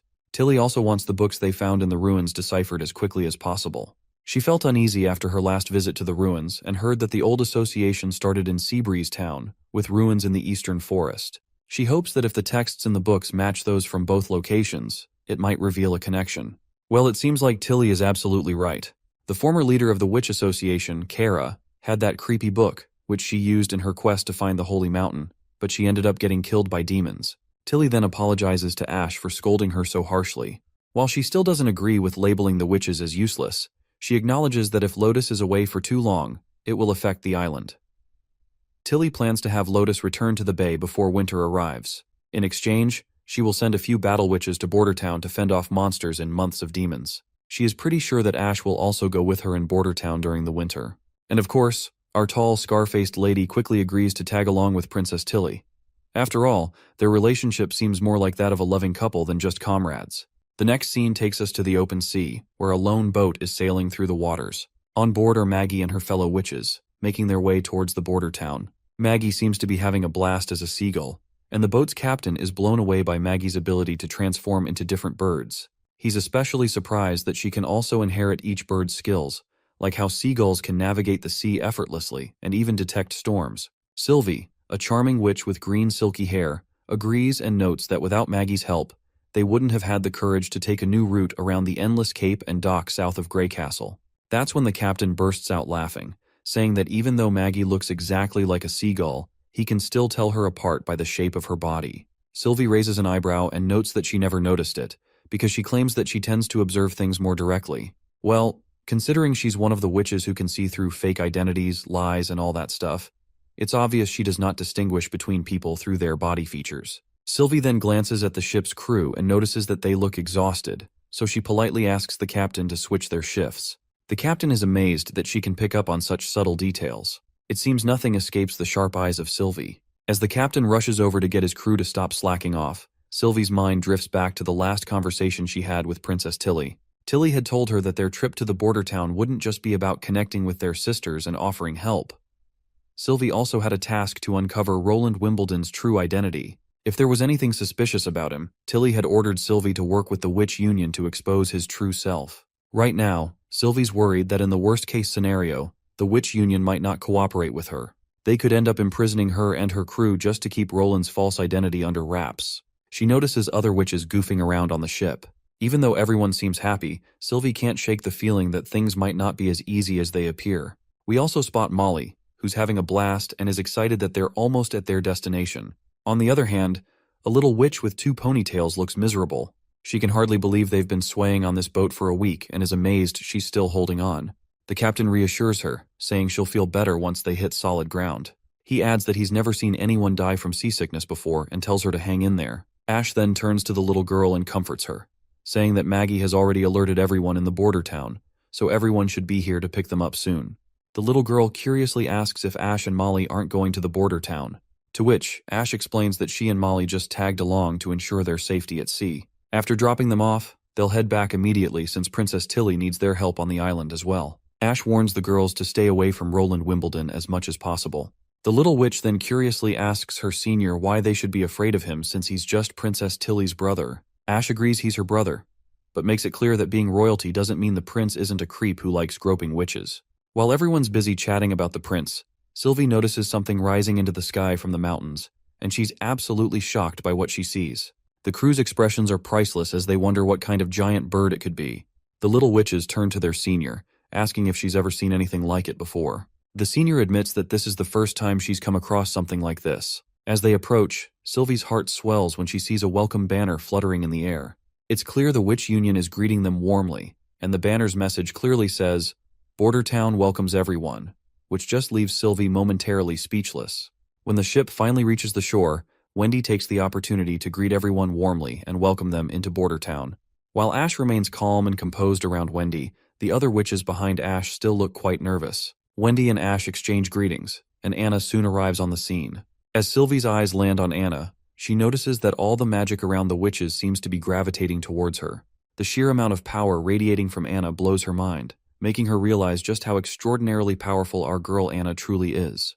While some witches are busy exchanging greetings, others are eyeing the giant hot air balloon with curiosity. Wendy takes the opportunity to fill them in on all the details about hot air balloons. Wendy then asks Ash if she's sure she won't come to town, since the prince is eager to see them again. Ash laughs it off, joking that the prince definitely won't be thrilled to see someone who plans on poaching his witches. She says she's leaving the kids in her friend's capable hands. Wendy, ever the big-hearted woman, or I dare say big booba lady, quickly agrees and assures Ash she'll take good care of them. With that, lightning pushes all the new witches into the balloon. While Sylvie is still feeling a bit anxious, Anna simply snaps her fingers, and black fire erupts, propelling them up into the sky. Molly waves a final goodbye from the ground, and the girls above in the air take off, heading toward their new home. Up in the sky, Lightning quickly asks the newcomers to show off their powers, while Wendy checks in with Sylvie to see if she's feeling all right. Sylvie replies that she's fine, but admits to having a bit of a headache. Well, it seems like she is feeling more than a surge of pain inside her. She curses herself for instinctively activating her magic eye. She hadn't expected to see so much land at once, and it's the first time she's taken in such a wide view, overwhelming her magic. Wendy advises her to take a few deep breaths, reminding her that everyone feels a bit strange the first time they lift off into the air. Sylvie thanks her and reassures Wendy that she's feeling better already. Meanwhile, the other girls are having a blast as Lightning enthusiastically sings about their prince's heroic deeds, cheerfully narrating all the adventures they've had together. Seems like Sylvie has finally started to relax, realizing the mood is more laid back and fun than she expected, and she hopes it stays that way forever. When they finally arrive above Border Town, the balloon lands near the castle, and the girls are absolutely shocked when they hear the resounding boom of cannons firing. Lightning quickly reassures them, explaining that the prince fired the cannons just to welcome them. Soon after, witches from the Witch Union arrive to greet the newcomers. Sylvie is blown away by the fact that their magic is completely different from what she had expected. She can't help but take note of how friendly the Union sisters have been so far, though she reminds herself to stay on guard just in case. Once they enter the dining hall, they see a feast already laid out on the table. The prince warmly welcomes everyone to Border Town, introducing himself as the ruler of the western region, and tells them to make themselves at home. While the other ladies are overjoyed to see the feast before them, Sylvie is absolutely blown away by what she is seeing before her. She notices that the prince isn't wearing any stone of divine judgment, and there's no trace of magic inside him. This tells her that the man in front of them is indeed Roland himself, not disguised or controlled by magic. After a hectic day, we find the prince gulping down some delicious wine, letting out a satisfying burp as he leans back on his bed. He's so excited about the witch's arrival that he can't even sleep, so he's drinking to help himself doze off. The prince addresses the newcomers as sisters and asks if their accommodations have been arranged. However, Nightingale isn't too thrilled about him calling them sisters right off the bat, warning him that he shouldn't trust them so quickly. The prince asks Nightingale why she's so cautious, to which she reveals that the witch named Sylvie was speaking half-truths. Although there was nothing malicious in her words, she was very careful in how she chose them. The prince nods, understanding her point. He speculates that Sylvie is likely trying to determine if he really is the true Roland Wimbledon. He reminds Nightingale that if one of her family members completely changed their personality, she'd also wonder if they had been replaced or controlled. This is exactly what Tilly thinks of him. Since back in the capital, Roland was notorious for being a lousy slacker and an easy target for bullying. This makes Nightingale curious as well, wondering if the prince is truly Roland Wimbledon. The prince responds that he is indeed Roland, but at the same time, he's not. Nightingale, with her keen sense, quickly sees that the prince isn't lying and asks him why he isn't. The prince grins and simply says that this is just how it is, and there's nothing to lie about. Nightingale just shrugs and says that as long as he remains the Roland she knows, she's fine with it. The prince nods plainly, saying he's always been himself since the day he met her. The next morning, all the newcomer witches are lined up before the prince, greeting him with an anxious, "Good morning." The prince tells them to relax, assuring them that he's not big on formalities, so they can call him whatever they call Tilly. He then explains that he won't assign them any work during their first week. They should take the time to get accustomed to the town's environment and explore Border Town as much as they want. He guarantees that no one will mistreat them or kidnap them for being witches. He reassures the nervous ladies that he has already removed the church's influence from the western region, so this place is as free as Slumber Island, a place of freedom for everyone. The prince continues by assuming the newcomers already know the basics of anti-phase and maturity, so he directly explains that there will be basic lessons after dinner, covering reading, writing, mathematics, and natural sciences. Their salary will be 1 golden royal per month, with weekends off and paid vacations. If they have any questions, they can ask Wendy for clarification. Once the administrative details are out of the way, the prince dives into the most exciting part of the meeting. He's eager to see the witch's abilities firsthand, as Tilly's description was a bit vague. He decides to go outside to start the demonstrations. As he stands up from his seat, Sylvie interrupts to add something. She presents a few pieces of paper and explains that Princess Tilly discovered these ancient texts at a ruin site near the bay, and there's also a letter included with them.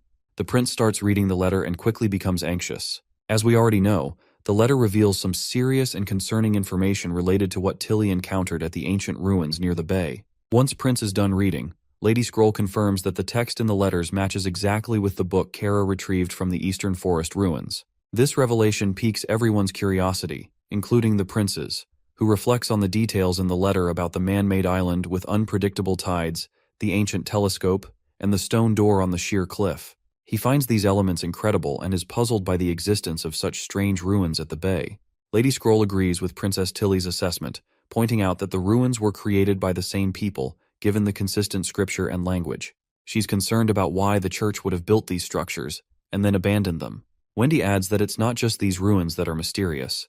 Records older than 450 years have been wiped out. She's baffled about what might be hidden there, or why there's such a concerted effort to erase these historical records. The prince says that since Tilly's already been working on deciphering the texts, he's pretty sure she can crack them. To give her a hand, he'll tell her about the holy city of Tequila and send her some photos of the devils Soraya took, as those might help with the translation. He points out that keeping this info hidden is pointless, and it's better to be prepared and understand what's going on, which might even reveal some weaknesses of the church. Because if the church did not care about these ruins, they'd have buried their history even deeper. He also suggests checking out the stone tower in the misty forest again, where lightning once found a devil. Maybe there are more clues there. He adds that once the armies got their new weapons, they'll clear out the forest just in case there are any other devils hanging around. First up, the prince wants to test everyone's powers. They head out to the empty backyard where Lotus, the first witch, shows what she's got. She pulls a giant boulder out of the earth with ease. The prince is seriously impressed, noting that despite being around the same age as Nightingale, Lotus looks incredibly young, just like a freshly picked cucumber. Her abilities are super strong too. She can terraform within a 5-meter radius without breaking a sweat. But when she tries to stretch the mud tower beyond 7 or 8 meters, the tower she creates starts to collapse due to structural imbalance. Also, she uses less magic if the dirt is looser, but her ability is good for solid ground like the Slumber Island she came from, while the dirt houses she might build in the border town are just going to collapse. Lady Scroll also explains some nerdy details about her power. It's a summoning type, no extra frills, and she can terraform up to 5 meters. The stones of divine judgment hit her hard, but they don't affect anything she's already built. Next up is Honey, who just hit maturity last winter. Her main gig is animal subordination. She can tame any animal and make it follow her commands to the best of its ability. Her control lasts until the animal finishes its task, or she dissolves it herself. Plus, she's got this cool extra ability called Animal Messenger. where she can send animals off to find even more powerful ones to tame. The catch is that all her powers are affected by the stones of divine judgment, and the bigger the animal, the more magic it takes to tame it. Then there's Evelyn, who's about 25 or 26. She's got the wild talent of turning crude whiskey into all kinds of different alcohols, as long as she's tasted them before.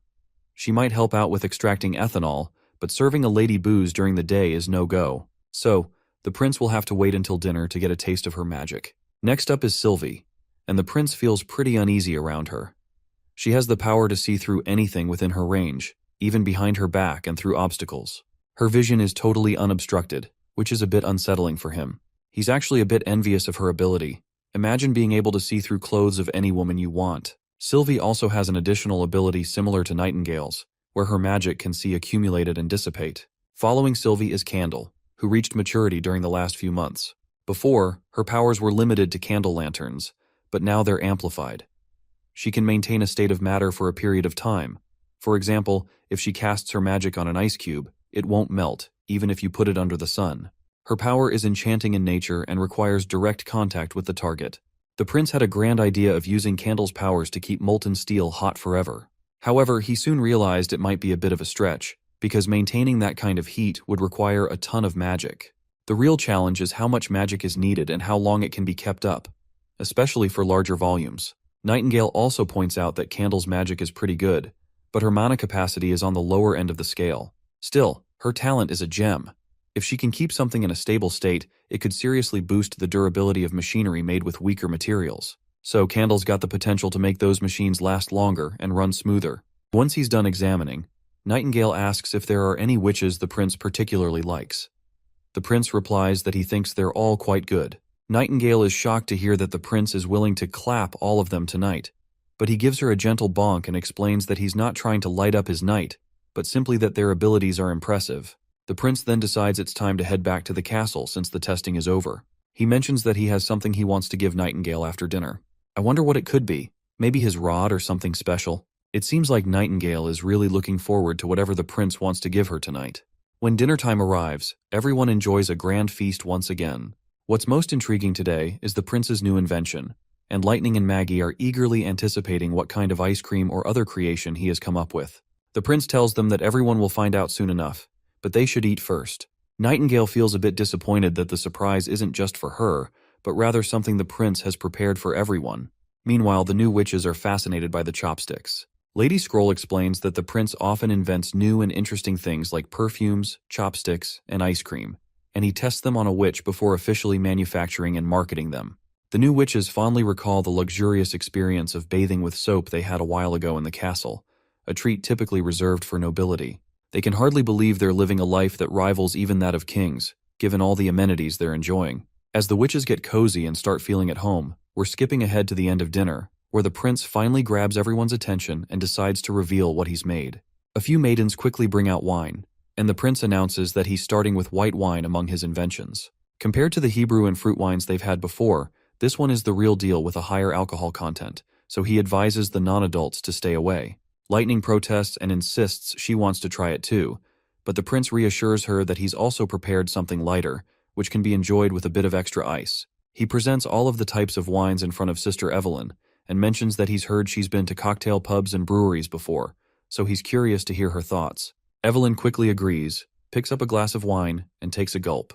As soon as the wine hits her belly, she feels a slight burn in her throat, but the apple juice helps flush it out. She finds herself pleasantly surprised by the blend of floral and fruity notes in her mouth, which makes it a unique taste she's never experienced before. Next, she tries the second cup. This one has a mix of milk and honey or sugar, creating a sweetness that complements the wine perfectly. It's a match made in heaven, and she thoroughly enjoys it. Then, she moves on to the last cup. This one's pure white wine, no extras. It's got a fiery kick that rolls over her tongue and down her throat, leaving a tart zing that lingers. It's intense, but in a good way. After the tasting, Evelyn happily declares that all three wines are unforgettable. She admits that while some might not appreciate the strong flavors, true connoisseurs will definitely appreciate its richness. The prince is pleased with her feedback and explains that this was just a sample of his strongest white wine. He's planning to deepen its flavor even more and will need her to taste it again later. The next batch of maids arrives with boxes, and these gifts are only meant for adult witches. Anna receives her own box, while Nana eagerly wonders what's inside. As promised, Nightingale also gets a box, but she doesn't seem too thrilled. The prince tells them to open the boxes once they're back in their rooms. Once the witches are in their rooms, the younger witches start complaining.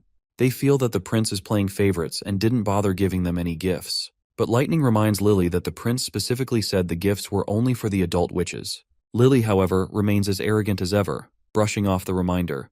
While the young witches argue among themselves, Wendy starts opening her box. As soon as she lifts the lid, all the witches crowd around to see what's inside. Turns out, the prince wasn't joking about the gifts being for adults. Inside the box are bras, clearly meant for ladies with saggy hooters. The younger witches start fiddling with the bra, having no clue what the hell this thing even is. Maggie comments on how the bras seem like an incredibly large pair of goggles, while Lightning is skeptical, wondering how exactly these are supposed to be used. That's when Wendy spots a letter in the box. She opens it and starts reading it with her eyes closed. Meanwhile, Lady Moon is enjoying the soft, smooth texture of the bra, while Lightning and Maggie are still trying to figure out what's going on. It seems like the older witches have finally understood what the bras are for, and they're pretty embarrassed by the letter. It explains that bras help redistribute the weight of breasts, improve circulation, and enhance posture. The younger witches look at their own flat chests and then at Wendy, who is sporting the largest melons ever. Even the usually arrogant Lily starts to understand why the gifts were only meant for adults. But she tries to save face, claiming she doesn't care about the bras and never did. It's clear, though, that Lily's just trying to cover up her embarrassment about not having a pair of her own. Lightning tells Wendy to take hers off because she wants to try it too. But Wendy gets flustered and quickly pushes all the younger witches out, telling them to go to sleep. She closes the door behind them, her heart still racing, and wonders why the prince gave them something like this. Nightingale confusingly questions why the prince didn't just give the bras collectively. But then, realization strikes her like a thunderbolt out of the blue. Maybe the prince gave them individually because each bra is a different size, meaning he actually paid attention to everyone's measurements. Realizing this, Nightingale bolts out of the room and rushes to Anna's room. There, she asks her about the gift. Anna proudly shows off her chest and says the bra is surprisingly comfortable, and she's already worn it and finds it quite convenient. She then offers to show Nightingale the bra, but Nightingale quickly turns her gaze away, saying she doesn't want to see. Instead, she asks if Anna thinks it's weird for the prince to give them something like this. Anna points out that the prince plans to sell these bras to the public, so he's just testing them on the witches first. The conversation shifts to discussing how the bras fit and their comfort, so we'll skip over that part. In the next scene, we see the ship sailing. Inside, the prince is speaking with Sister Lotus, asking her to raise dirt on both sides of the river to lay the foundation for a bridge. They dive into some nerdy physics and science talk, and in the end, the prince asks if she can raise the dirt over 10 meters, given the river's depth. Lotus confidently agrees, saying she'll handle it. Meanwhile, Wendy is steering the boat with her wind powers and is pleasantly surprised that her shoulders no longer hurt, thanks to the bra. She's eager to thank the prince personally for the thoughtful gift. Once they reach the perfect spot, the prince tells Wendy to stop the boat. He then instructs his fellow engineer that they need to dig a pit around the dirt that Lotus is going to pull out, and they'll fill it with concrete. The prince specifies that the pit should be no more than 5 meters in diameter and 1 meter deep. Once it's filled, the witch will lower the depth by 1 meter. If they repeat this process, they'll be able to build a concrete wall that extends down to the riverbed. Lotus uses her earth control to raise the pile of mud, and as soon as she commands it, the mud begins to pop up and stack quickly. The prince is surprised to find it easier to raise dirt through water than through sand. However, the stinky smell that follows is unbearable. He quickly deduces that the pile is composed of decomposed plants and animals, along with the waste of villagers who've relieved themselves near the river. He decides to have some people shovel the mess away. They'll need to clean it up and add layers one by one to shape it properly. The prince laments that if transportation weren't such a primary issue, he would have used the decomposing trash as fertilizer. Speaking of fertilizer, the scene shifts to a vibrant field of crops, bursting with grain. We meet a guy in a cap, known as Sirius, who admires the impressive yield. The seeds have doubled in quantity, and the grains are bigger than ever, all thanks to the witch's hard work. Sirius reflects on how, ever since the prince held the ceremony and Nana appeared on stage, the witches stopped hiding themselves. It's clear that only witches can raise soil in the middle of the river. Suddenly, 2 people rush up to Sirius, and it looks like he is not thrilled to see these guys here, because he's pretty sure they're about to ask the same old questions. As expected, they ask if it's true that they can become free citizens, own their own houses, go to school, and they will only need to turn in 70% of their harvest. They also fire off a bunch of other questions about their new opportunities and rights. Sirius casually points to the banner that says, "Labor creates wealth and labor changes fate." He smiles and says this means if they put in the effort, they'll become free citizens just as the prince promised. And trust him, that promise is solid. When someone asks what they should do with the remaining 30% of the harvest, to which Sirius explains that you can either sell it to the prince, eat it yourself, or use it as seeds. And that's pretty much it. He goes on to explain that Bordertown doesn't allow private sales of harvest. If they try to sell it outside the official channels, they'll be breaking the law, and their harvest could be taken away with a side of punishment. But then, one of the commoners raises concern that they might get scammed by the prince. Sirius reassures them that this won't happen. The prince follows market prices, so there won't be drastic changes. The public marketplace, managed by the city hall, is the only place where grain is sold. The prince will always buy at the market rate. With that, Sirius concludes the conversation and tells them to get back to work. Another guy pipes up and asks Sirius if he knows where Miss May and Miss Eileen went, since there haven't been any stage shows recently. He's worried they might be sick. Sirius reassures them that they'll return in the fall because they can't perform in this scorching heat. Or can they? As the workers head off to their tasks, Sirius reflects on his own journey. He used to be a knight, trying to escape his father's fields, but got captured and stripped of his position in just a few months. Somehow he ended up at Bordertown. His salary is going up, there's plenty of room for advancement, and he's even come to look forward to the harvest. In the next scene, the farmers have finished harvesting all the grain and have even started burning the leftover straw. After a while, the bald advisor, who is absolutely thrilled, reports to the prince that this season's harvest is enormous. He explains that, according to the city hall's estimates, their exports are 4 times higher than before, and their best field has produced 6 times more than its previous yield. This gives them more than enough to feed all their villagers. The prince smiles at the good news, pleased to know their warehouses won't be empty anymore. The bald advisor adds that with additional workers and more farmers, they could easily support 50 to 60,000 people. This makes the old man even more turned on, as he dreams about their town growing into a city and then expanding across the entire continent. You see, in this world, city growth is pretty much limited by food supply. A big city like the capital, with 20,000 people, needs tons of surrounding villages to keep everyone fed. But with new machines our boy just produced, one person's work can now feed 10,000 people, and the big harvests in Bordertown are all thanks to Sister Leaf's improved grain. We further learn that the prince has cut back on the number of farmers without lowering the output, which means he can now focus on manufacturing. Since the agricultural team has nailed down the best farming strategies using metal tools and machines, their exports are only going to get better. In the next scene, the prince then steps up on a pedestal and gets the crowd pumped up. He knows they're dying to hear some good news, so he tells them straight up, the city hall will handle turning everyone into free citizens. You can choose to keep farming or try something else in town. Once the harvest wraps up, they'll announce the details about citizenship promotions. The crowd goes wild with cheers and praise for their prince. The prince further goes on to announce that starting next year, they'll only need to meet a quota to gain citizenship, making competition unnecessary. Basically, if you work hard, you can shed your identity as an indentured worker. As he said before, hard work creates wealth and labor changes your destiny. He hopes for a day when Bordertown is free of indentured workers and everyone is a free citizen. The whole crowd erupts in excitement, swinging their praises for the prince. The scene then shifts to somewhere unknown, where we see Timothy, a wannabe king, after a long time. He's lounging in an office room, reclining back in his chair and bizarrely sniffing the wooden table. By the smell, Timothy can tell the table is made of cerulean wood. He's surprised to find that her sister still prefers materials from Blizzard Peak, which means his sister definitely not feminine at all. A creepy smile spreads across his face, which soon turns into maniacal laughter as he gloats about having outdone his sister, Garcia. Timothy reveals that in just half a month, he's methodically taken over the Sand Nation people she left in Clearwater Port. He's confident that she's lost her grip on the southern region, and he's feeling pretty smug, knowing that the Queen of Clearwater is now history and the southern region is back under his control. Just as Timothy is savoring his triumph, one of his knights barges in. Timothy tells him he'll be heading back to the capital the next morning. The knight will handle everyone else, except for Timothy's personal guards and the capital's night squad.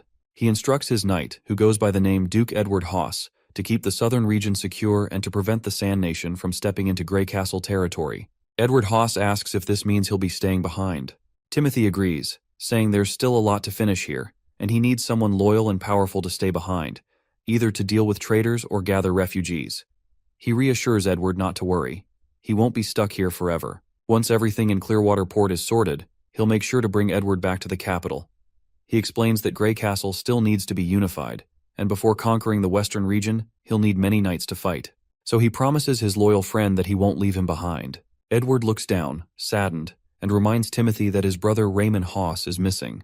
He asks why there's been no news about him, especially since it's been 2 months since Raymond went to the western region. Timothy reassures him that Raymond might be delayed by something, or he could be on his way back. He tells Edward not to worry about his brother for now.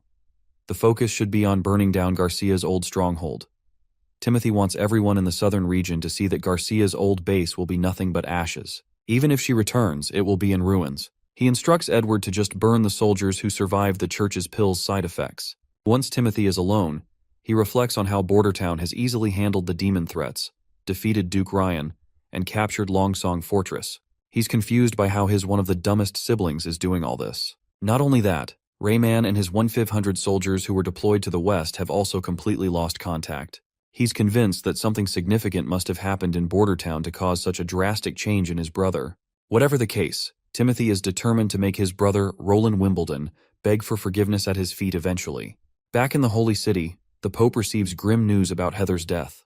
Despite the somber update, he remains composed and reassures his junior that Heather was a devoted, intelligent, and honest girl who will be remembered fondly. He vows that the perpetrator, Garcia Wimbledon, will face justice in due time. The Pope's concern quickly shifts to whether Garcia is collaborating with the Wolfheart Kingdom, and how Church's new poison is working against them so far. Priest Main reports that while the poison worked as expected during the attack on Broken Tooth Forest, where it incapacitated the enemy soldiers before they could fully combat the threat, the results were less effective when used against Wolfheart City. The enemy remained strong and resilient, and Main takes the blame for this failure. The Pope explains that the new poison was derived from demon beasts, and further highlights that there are records of 70 abilities that can counter it, with 30 capable of neutralizing it immediately. Given this, it's not surprising that a large nation like Wolfheart would have a witch with such countermeasures. The Pope shares his worry that if witches can really counter their poison attacks, it might change how people view them in Wolfheart, potentially even making them heroes. And that would be pretty bad news for the Church. He reminds Maine not to get too hung up on the losses of their judgment and divine punishment armies, as it might distract them from making important decisions, and they don't want the battle to cool down. But there's a silver lining for the Pope. Garcia and the Wolfheart forces are all gathered in one place, and he is planning to take them all out in one go. The junior has no clue how they are supposed to achieve this, so the Pope just tells his junior to follow him. As they walk through the dimly lit tunnels, a night lights up the area. The Pope shows Maine their secret weapon, which was originally intended to be used against powerful demons. It can be put to use now. He calls it City Breaker, and it runs on magic, needing 3 or 4 witches to control it. The Pope explains that the City Breaker has a range far beyond catapults and ballistae. It's incredibly hard for typical city walls to defend against its steel bolts, and it can slice through wooden ships like a knife through cloth. He's confident it'll handle both Wolfheart's city walls and the Black Flag fleet with ease. When Maine asks if this weapon was developed by the secret Holy Temple, the Pope says no, and reveals shocking news that it actually came from their enemies, the Underworld's devils. That's why it's been hidden deep within their caves, and he advises Maine to keep it concealed and only use it strategically, as they don't want civilians to see the kind of monstrosity it is. The Pope says he's going to assign 2 top-notch pure witches to help out, ensuring Garcia and Wolfheart won't get away this time. Hearing that, Priest Maine's face lights up like a kid in a candy store. You see, pure witches under the Pope are the best of the best, with some seriously impressive abilities. Before Maine heads out, the Pope tells him to shed the blood of those heretics and avenge Heather. Maine quickly responds with a crisp, "Yes, sir." Back in Bordertown, Sirius reports to the prince that their current equipment won't handle all the harvest milling. He suggests setting up a steam-powered mill near the Redwater River. The prince agrees, and tells him to send a request to the city hall and draft a plan once the funds come through. Sirius also mentions that 516 people have become free citizens, and their names have been sent to the old man Baroff. With that, Sirius wraps up his report. The prince is quite happy with Sirius's performance, and is confident that Sirius will be valuable in recruiting aristocrats and knights from the fortress, given his impressive manners. Next up is Lady Scroll, representing the education sector. She reports that all the students who finished their basic studies have moved into their preferred sectors, with 5 even applying to the chemistry laboratory. It seems Prince Roland was hoping for more than just 5 recruits, as otherwise the newly built laboratories might end up sitting empty for a while. Even Kyle Sichi, the head of the chemistry department, is concerned about the low number of applicants. The prince then asks Kyle to report on his department's situation. Kyle, who isn't fond of these meetings, makes it clear that he's not into wasting time, and suggests finding a new representative for the department if this is the routine. Kyle Sitchy then points out that he needs more personnel. The new assistants are young, but they're quick learners, and basic education seems to have done the trick. He also mentions that if the prince grants him access to Chemistry 201, he might finally come up with a way to manufacture acid on a larger scale. Next up is a guy in glasses, who reports on the infrastructure progress in Border Town. He covers everything from bridges to residences and city walls. Let's not forget about Captain Ironaxe, who reports that the Second Army has finished basic training and is ready to march to Longsong Fortress whenever needed. Aside from the artillery division, all soldiers have now switched to using revolving rifles. With that, the meeting wraps up. The prince thanks everyone for their contributions and announces a raise in their salaries. From now on, department heads will receive 2 gold royals a month, and they'll increase their employees' wages accordingly as well. The prince finally announces the highlight of the day, his plan to expand Border Town into a real city. He's talking about a massive transformation that will stretch the city west to the Badlands, east to Longsong Fortress, and south to the sea.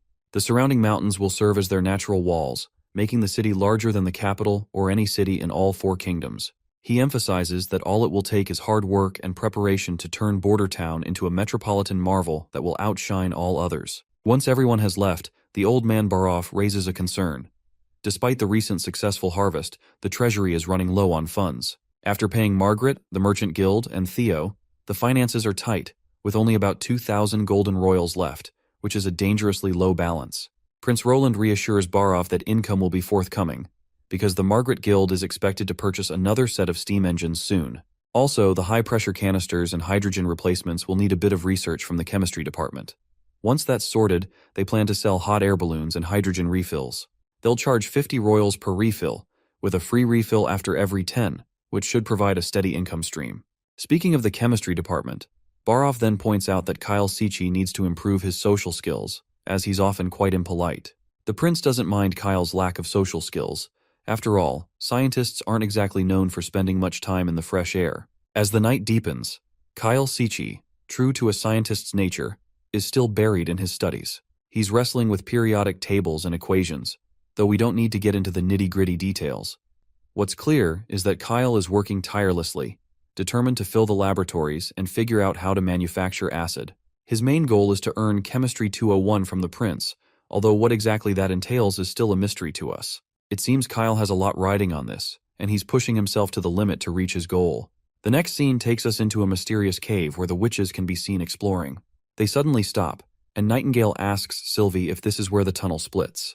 Lightning jumps in with precise instructions, saying they should start at the second door, while Sylvie also adds her 2 cents to help steer the team in the right direction. After a bit of wandering, Lightning points out there's just one last door to check. Nightingale eagerly vanishes from her spot and reappears at the front, urging everyone to move further inside. Sylvie, watching this, can faintly see Nightingale's magic when she disappears, but can't quite capture her figure or movements. She remembers Tilly saying that Nightingale is the most battle-ready witch in the Union she should be aware of. It turns out the prince sent everyone into these mines because there's an old legend about an ancient beast living here. He told them to report back after their trip. Because of the danger, Sylvie reveals to us that Nightingale was specifically chosen for this task due to the legend that these mines were once the nest of an ancient beast and some miners have gone missing. Suddenly, Sister Lucia halts their journey and sits down to examine some ore she's spotted because she thinks the prince might be interested in it. After their brief detour, they finally reach door number 23, the one they'd been searching for. Sylvie steps forward, using her abilities to check it out. After a thorough scan, she can clearly sense that there are no ores here, but there are some further down. There are 4 tunnels, one of which seems to slope downwards. Lightning is intrigued by the downward slope and asks Sylvie about it. Sylvie responds that it might lead to a deposit. She also seems a bit exhausted, probably from using up her magic. Nightingale then points out that they'll never know unless they investigate further. So eventually, they reach the downward slope, which drops steeply from where they're standing. Nightingale comments that it looks pretty deep, and Lucia, feeling uneasy, mentions that she feels like someone's watching her and suggests they should hurry back once they complete their investigation. Sylvie scans the area once more and notes that there aren't any ores around, so they should probably leave.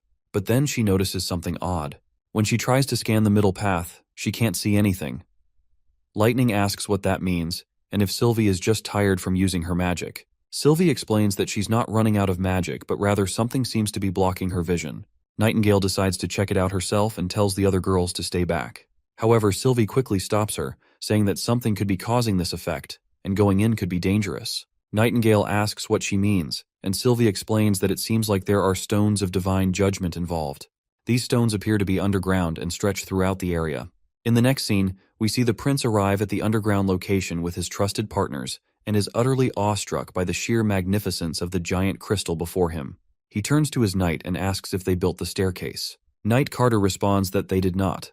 It was already here when the First Army discovered this place. He believes it has been here for decades, possibly even centuries. Sister Lightning agrees somewhat, noting that Border Town was established around 70 years ago, so it's unlikely the staircase is related to the town's villagers or the kingdom. Carter adds that Grey Castle didn't even exist 100 years ago, so it seems implausible that anyone from centuries ago could have built it.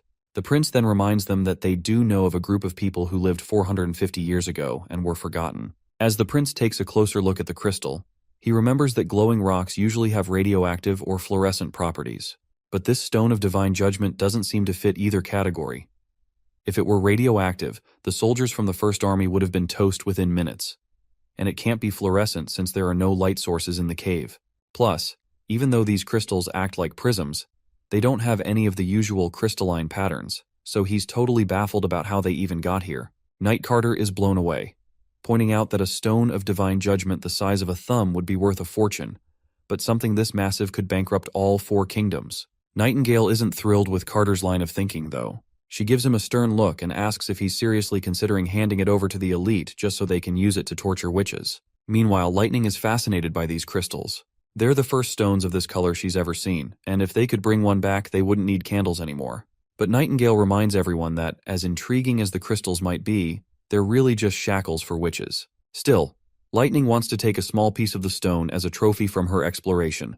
The prince gives her the green light to go ahead, as long as she isn't too dismayed by it. With that, Lightning tries to crack the stone with a rock, but it doesn't even leave a scratch. Even Knight Carter is surprised because, as far as he knows, divine stones of judgment are supposed to be fragile. Lightning then starts hitting the crystal from different angles, but the result is the same. No scratches, no cracks, nothing.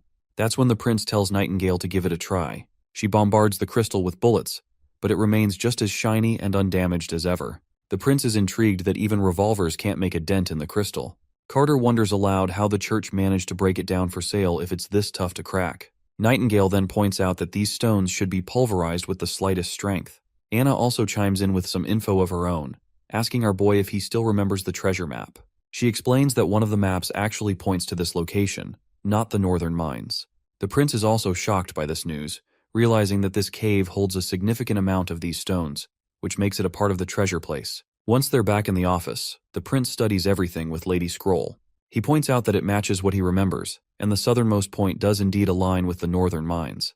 Lady Scroll adds that if Anna is correct, this map could be one the church left behind while searching for new veins of stones. She's curious about why they would abandon everything after excavating it and building the stairs. The prince reveals that given the high value of stones of divine judgment, this cave certainly doesn't seem like something they'd leave behind. Since they can't go to the city of Tequila right now, he wonders if the answers might only be found when they visit the stone towers. I'm not entirely sure what is going on, but let's hope to soon connect the dots when we further dive into the story. As night falls over Border Town, the new witches chat during their study class. Evelyn asks Sister Candle if the prince assigned her any tasks. Candle nods and explains that he did give her a task. She says he asked her to use her powers on some metallic lumps to keep them solid at room temperature, but she's not sure what he plans to do with them.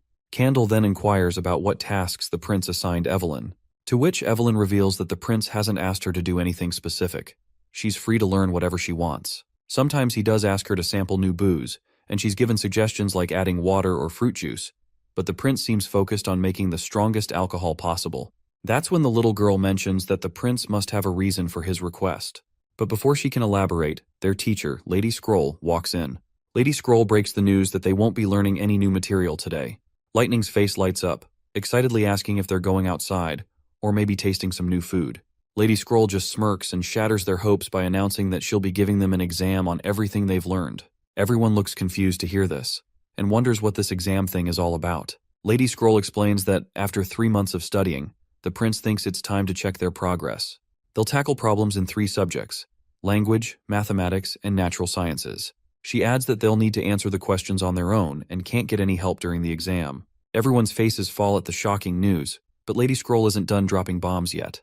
She announces that the prince has explicitly stated that only those who answer more than half of the questions correctly will get to enjoy ice cream during the weekend afternoons, and those who score below half will lose their tea privileges. That last line leaves Nightingale completely boggled. As a fan of afternoon teas, she's pretty sure she's in trouble. Lady Scroll adds that witches from Slumber Island are exempt from this exam and can either stay and finish or take the day off. No matter their score, they won't lose any privileges. The new witches finally breathe a sigh of relief, realizing they're not completely screwed after all. Candle turns to her friend Evelyn and asks if she's going to stay for the exam. Evelyn nods and explains that taking the exam is a good opportunity to learn. She wants to advance her abilities by gaining more knowledge, and she's been practicing her writing after class with help from Lily and Moon. She figures it's worth the effort to avoid falling behind. Hearing this, the little witch decides to join her for the exam as well. Shortly after, the exam is conducted, and the answer sheets from all the witches are sent to the prince. The prince thanks Lady Scroll for her help, and as he reviews the answer sheets, he's fascinated to find that Nightingale has passed. Well, it seems like the prince is a bit disappointed that Nightingale passed because if she had failed, he was planning to discourage her from eating more sweets during afternoon tea. Nightingale quickly catches on and starts pinching his shoulder, practically telling him not to even think about it. Jokes aside, the prince is genuinely glad that all the witches performed exceptionally well. What's even more fascinating is that two new witches also took the test, where Evelyn scored 5 points while Candle scored 36. The prince is especially impressed by Candle, who only attended the course for 2 weeks but still managed to score 60 points. It just proves how witches, both physically and mentally, have a significant advantage over commoners. The next scene shows Lucia practicing hard with the materials inside her pouch. That is when her little sister wanders in and asks why she's still practicing so late. Lucia loses her concentration due to the sudden interruption and gets annoyed at her little sister, telling her to focus on reading the books instead of bothering her. But the little one replies that she can't really understand the words completely. She can only read a bit at a time and wishes she could read and write as well as her big sis. Lucia explains that's why she needs to practice more. She tells her sister that words have similar structures, and you can figure out their meanings from their roots. It's all part of the learning curve. The little girl reluctantly grabs a book and goes back to reading.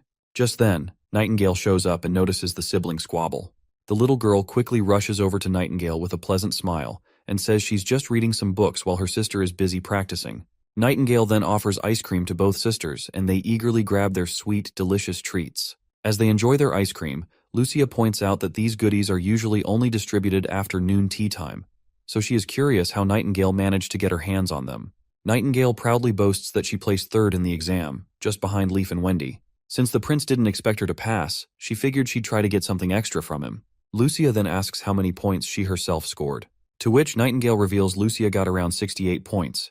Lucia's face falls a bit at this, since there were 120 points total, and she only scored a little more than half. As her mood sinks, her melting ice cream starts to drip, and a drop of creamy sweetness lands on her hand. Nightingale quickly grabs Lucia's hand and licks the sweet nectar off, reassuring her that she did fine.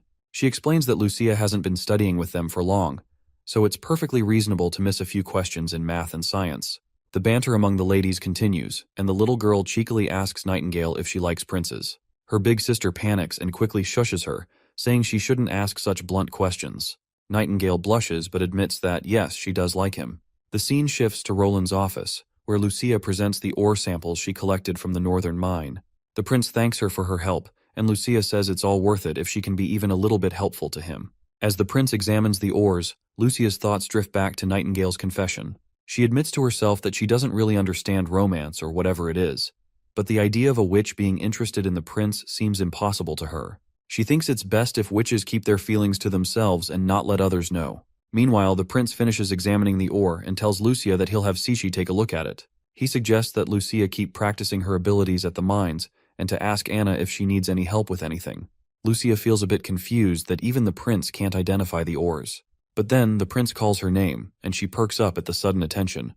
The prince congratulates her on passing the exam and reveals that she placed 9th with 68 points. He acknowledges that it's impressive to perform well after only studying with everyone for a month and encourages her to keep up the good work.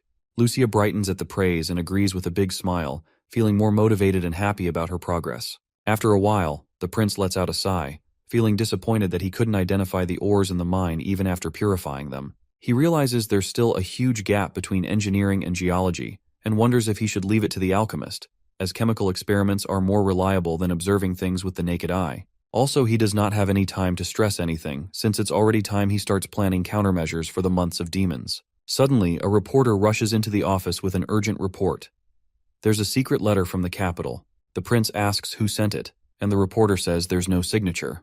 The prince opens the letter and sees that it's unsigned and written in an unrecognizable handwriting. It doesn't take him long to deduce that this secret letter must be from Theo, who has done a good job hiding his identity. As the prince squints at the text, he reads that an army of 1,000 strong has left the capital and is heading towards the western region. The next scene opens to the resounding claps and cheers from the audience, celebrating the stellar performance of the stage actors. In the background, a newcomer asks Lady May if she performed really well. Lady May acknowledges that she has indeed improved a lot. Another little girl chimes in, hoping for some encouraging words from her senior as well. However, Lady May breaks her junior's heart by dropping the bombshell that she's still far behind and needs to work on her emotions. Another stage worker points out that Lady May seems pretty strict, especially since the audience enjoyed their performance so much. The senior reminds the stage worker that many of these audience members are commoners who've never experienced theater before, so it's a new experience for them. She adds that if their audience were elite members, their stage mistakes would have gotten them into serious trouble. Suddenly, another actor makes her entrance without missing a beat. She immediately begins berating Lady May and her crew, labeling them as third-rate actors performing in a rundown place like Border Town. Lady May's student is visibly annoyed by this, but the arrogant woman, known as Bella Dean, mocks them further. She questions if they even know their place and makes it clear that none of them are suited for a big city like Longsong Fortress. She emphasizes that the Longsong Theater doesn't welcome third-rate actors. She even sneers at their play, The Diary of a Witch, dismissing it as terrible and unworthy of attention. She continues her rant, accusing Lady May of causing a drop in the theater's revenue due to performing in such a filthy town. According to her, no noble would want to watch shows from a theater that also performs for commoners without charging any price. And these commoners are nothing more than monkeys in her eyes. But Lady May isn't having any of it. She shoots back, making it clear that Bella's being arrogant and clueless. She points out that the theater manager has a deal with Prince Roland and Ambassador Petrov, who are in charge of Longsong Fortress. She assures Bella that any revenue lost will be covered by Border Town. She further tells Bella to get a grip and stop running around like a headless chicken, because this is a business deal after all. And as for reputation, Lady May proudly adds that only second-rate actresses would worry about losing theirs.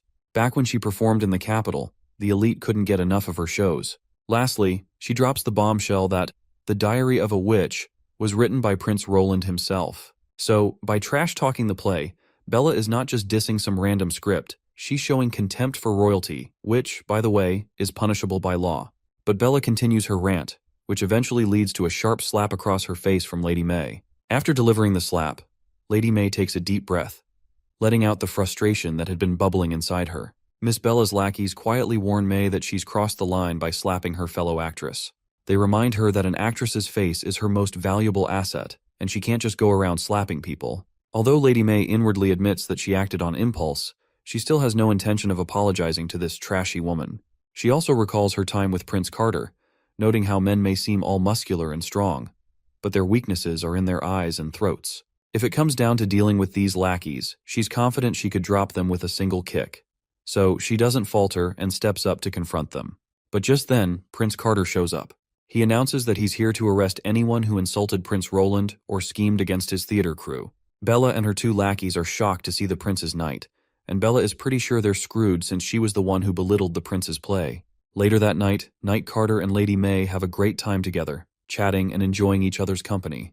But we are not interested in their lovey-dovey shit, so let's jump ahead 2 days. Inside the castle of Border Town, representatives from the 5 families have gathered from around the western region. Prince Roland reveals that he has received reliable intel indicating that Timothy has sent soldiers to Longsong Fortress. Their numbers are unclear, but there's no doubt they're coming for Border Town. He explains that Timothy's typical strategy involves kidnapping commoners to bolster his forces, then making them eat the church's drug. This drug, known as the Evil Crimson Pill, grants commoners strength even greater than that of knights, but its side effects are fatal and irreversible. Timothy plans to weaken the Western region's power by turning anyone useless to him into drugged berserkers, making everyone here in danger. As the leader of the Western region, Prince Roland instructs all the representatives to mobilize their personnel into the fortress. By doing so, Timothy won't be able to strengthen his forces. One of the members raises a concern, pointing out that they don't have enough food and supplies to sustain such a move. But Prince Roland makes it clear that they'll have to bring everything they can, and they only have 3 days to do that. Every commoner must be transported to the city, and once Timothy's soldiers are defeated, they can return home. All the representatives kneel in respect, and once they're gone, Prince Roland turns to his army captain, Iron Axe, and explains that this army is different from the last one they faced. Timothy's soldiers are currently sailing down the Redwater River, planning to infiltrate through Willowtown. He explains that this route is especially tricky because once they pass the river fork, they'll have the option to attack the fortress's south and east gates, or continue west to lay siege on Bordertown. To avoid spreading their troops too thin, Prince Roland emphasizes that they need to focus their best soldiers on ambushing the enemy at the Redwater River fork, as it's the most strategic point for a successful defense. He further explains that Lightning and Maggie will keep an eye on the enemy's movements, so they don't need to station extra soldiers for defense. Instead, they just need to set up an ambush for a single decisive strike. He also notes that Longsong Fortress will need 100 soldiers to watch over the aristocrats, so he doesn't want any surprises while everyone's focused on the Redwater River. Iron Axe will handle the artillery and board the ship at Littletown to meet him at the river fork, and our boy himself will rush there as soon as he's done with things at the fortress. Nightingale, looking worried, asks if the prince is really planning to go himself. The prince nods, saying no one else knows how to handle the witch's abilities like he does, so it's crucial for him to be there. Once their boat sets sail, we see all the new witches, along with our 2 familiar girls, on board. Leading this operation is our eager prince, who makes it clear that while he might not be a master at commanding large armies or planning full-scale assaults, he definitely knows his stuff when it comes to tower defense and tank warfare, which is his specialty. The camps are set up near the river, and just as the prince is about to drop some knowledge on what tanks actually are, Nightingale chimes in, saying she gets the idea of trenches and towers, but has no clue what in the world a tank is. That's when our boy explains that tanks are like carriages with cannons mounted on them, even sketching out a rough drawing in the sand for everyone to see. But then he admits they don't have enough horses, and the cannons also need to be transported with the ships as well. So the prince concedes that what they have isn't really a tank. But he suggests that if they don't have enough horses, Honey could tame some tigers or cougars to pull the cannons instead. Nana then asks if cannons pulled by tigers still count as tanks. The prince, with a grin, proudly says yes and even suggests they could call them tiger tanks or leopard tanks. That's when Lotus speaks up, asking the prince what her role will be in the battle against the fake King Timothy. The prince explains that they need to set up 2 perimeters on either side of the river. He draws a line in the sand to show the enemy's route and points out where their troops will be stationed on both riverbanks. The plan is to launch a surprise pincer attack, and to hide everyone, they'll need to build dirt structures in a V-shape along the banks. These structures should be long with sturdy walls, and each will have 8 rooms with 1 small window facing the river. Lotus appears to be still confused, and says that while they can hide their troops in the mud houses, they won't be able to attack the enemy's ships. If the ships don't stop or dock, they might just sail past. The prince reassures her, saying she doesn't need to worry about that. He explains they've got all sorts of long-range weapons for dealing with the ships. He also mentions that Leaf will use wild grass and vines to camouflage their setup. The prince can almost hear the victory music playing in his head. It's just a matter of time before Wendy transports all 16 cannons into the mud houses they're about to build. With that firepower, no matter how many ships Timothy has, they'll be at a serious disadvantage against his attack. The enemy won't stand a chance. The next day, a knight starts barking orders for all soldiers to get ready for the attack. Hearing the command, the soldiers quickly scramble into the bunkers, which are completely camouflaged under a thick layer of grass, thanks to Lady Leaf's work. Inside the bunkers, the soldiers start prepping their cannons, and they can't stop singing the praises of the witches. They're amazed at how the witches built huge structures overnight and instantly summoned grass and vines. They're even hearing rumors about one witch who can turn into a giant pigeon. The soldiers can't believe how these extraordinary abilities surpass anything mere mortals can do. Just as the soldiers are chatting and having a good time, someone reports that enemies are closing in.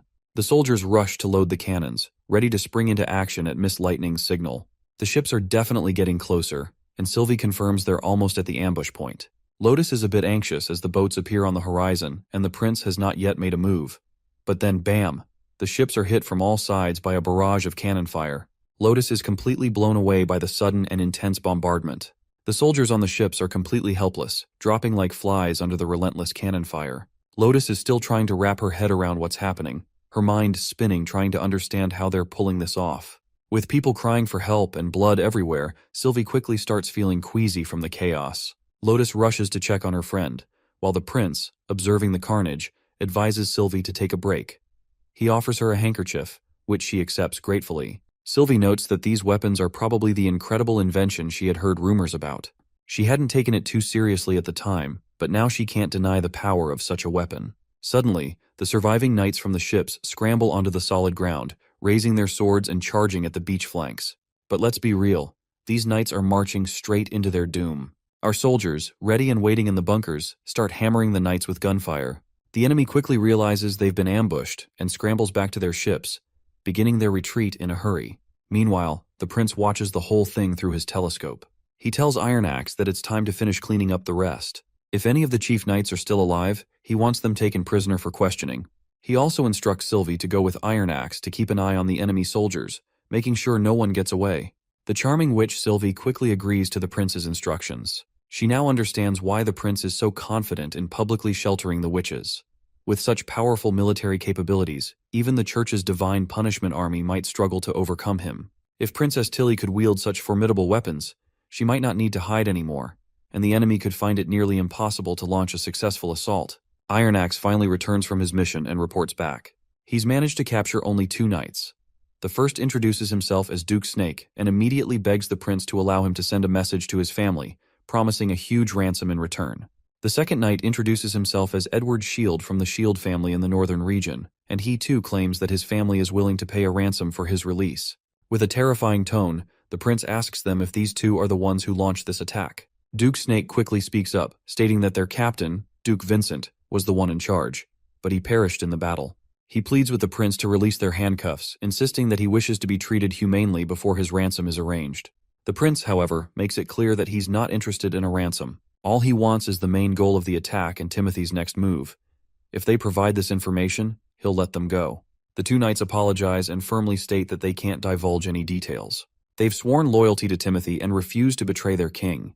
We can tell that the prince is really bothered by their response, so he simply turns on his heel and starts walking away. He tells Iron Axe that the fate of these knights is up to him, and makes it clear that he doesn't care what happens to them, as long as he gets the information he needs. Iron Axe quickly agrees, telling his soldiers to take the 2 knights away. Before they leave, the prince reminds the captain that once the interrogation is over, the 2 knights should be counted among the casualties. After all, they brought this on themselves by invading the western region and involving civilians in their mess. The next day in Border Town, the prince learns that the soldiers they defeated were just the first wave of Timothy's forces. Iron Axe confirms that this fits Timothy Wimbledon's strategy, revealing that Timothy is sending waves of refugee armies to attack the western region, using similar tactics to those employed at Clearwater Port. The prince asks if all the soldiers are civilians. Iron Axe replies that it's a mix. Some are criminals and troublemakers among the refugees. He explains that Timothy captures these people, makes false promises to pacify them, and then forces them to take the pills. This way, they fall entirely under Timothy's control, and Timothy needs more pills to keep them under his influence and manage their pain and desires. The prince feels a pang of sadness for those forced to take the pills, because the pills only offer a temporary reprieve, delaying an inevitable death, and he knows that even one pill means they're beyond saving. Iron Axe agrees, noting that Timothy never mentioned the pill's side effects to those people, and everyone was tricked into believing they'd receive status and rewards after fighting. Duke Vincent had underestimated the defenses of Border Town and thought that 1,000 drugged commoners would be enough to take down the Border Town. Iron Axe further reveals that Duke Snake spilled more details during the interrogation. Timothy had planned to split the commoners into groups to attack the town, while keeping an eye on their defenses. The prince makes it clear he won't let any enemy soldiers get away this time. Since Duke Snake was part of the first wave, he asks if they know anything about the next waves. Iron Axe shares that they didn't get many details about the second wave, but Duke Snake did mention it would be much larger than the first. The prince is disappointed to see Timothy squandering valuable lives as cannon fodder. It's hard to believe his brother could be so reckless with such a costly gamble. The prince then points out that once the Demons of Months arrive, the entire western region will be covered in snow. If they're going to attack, it needs to happen before winter hits.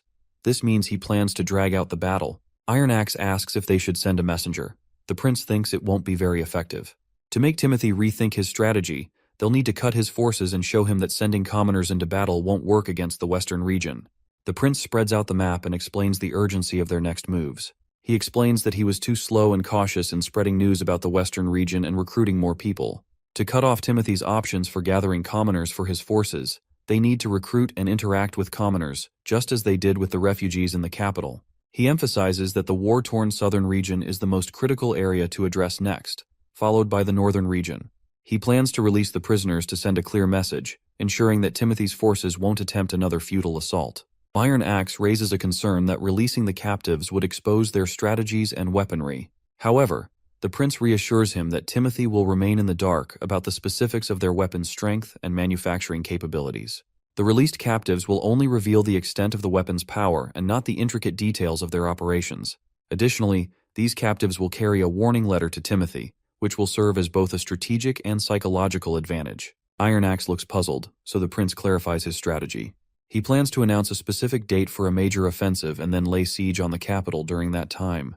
This will not involve the First Army, but rather an unexpected aerial assault by the witches. He explains that while the chance of actually killing Timothy is slim, the primary objective is to create a significant psychological impact.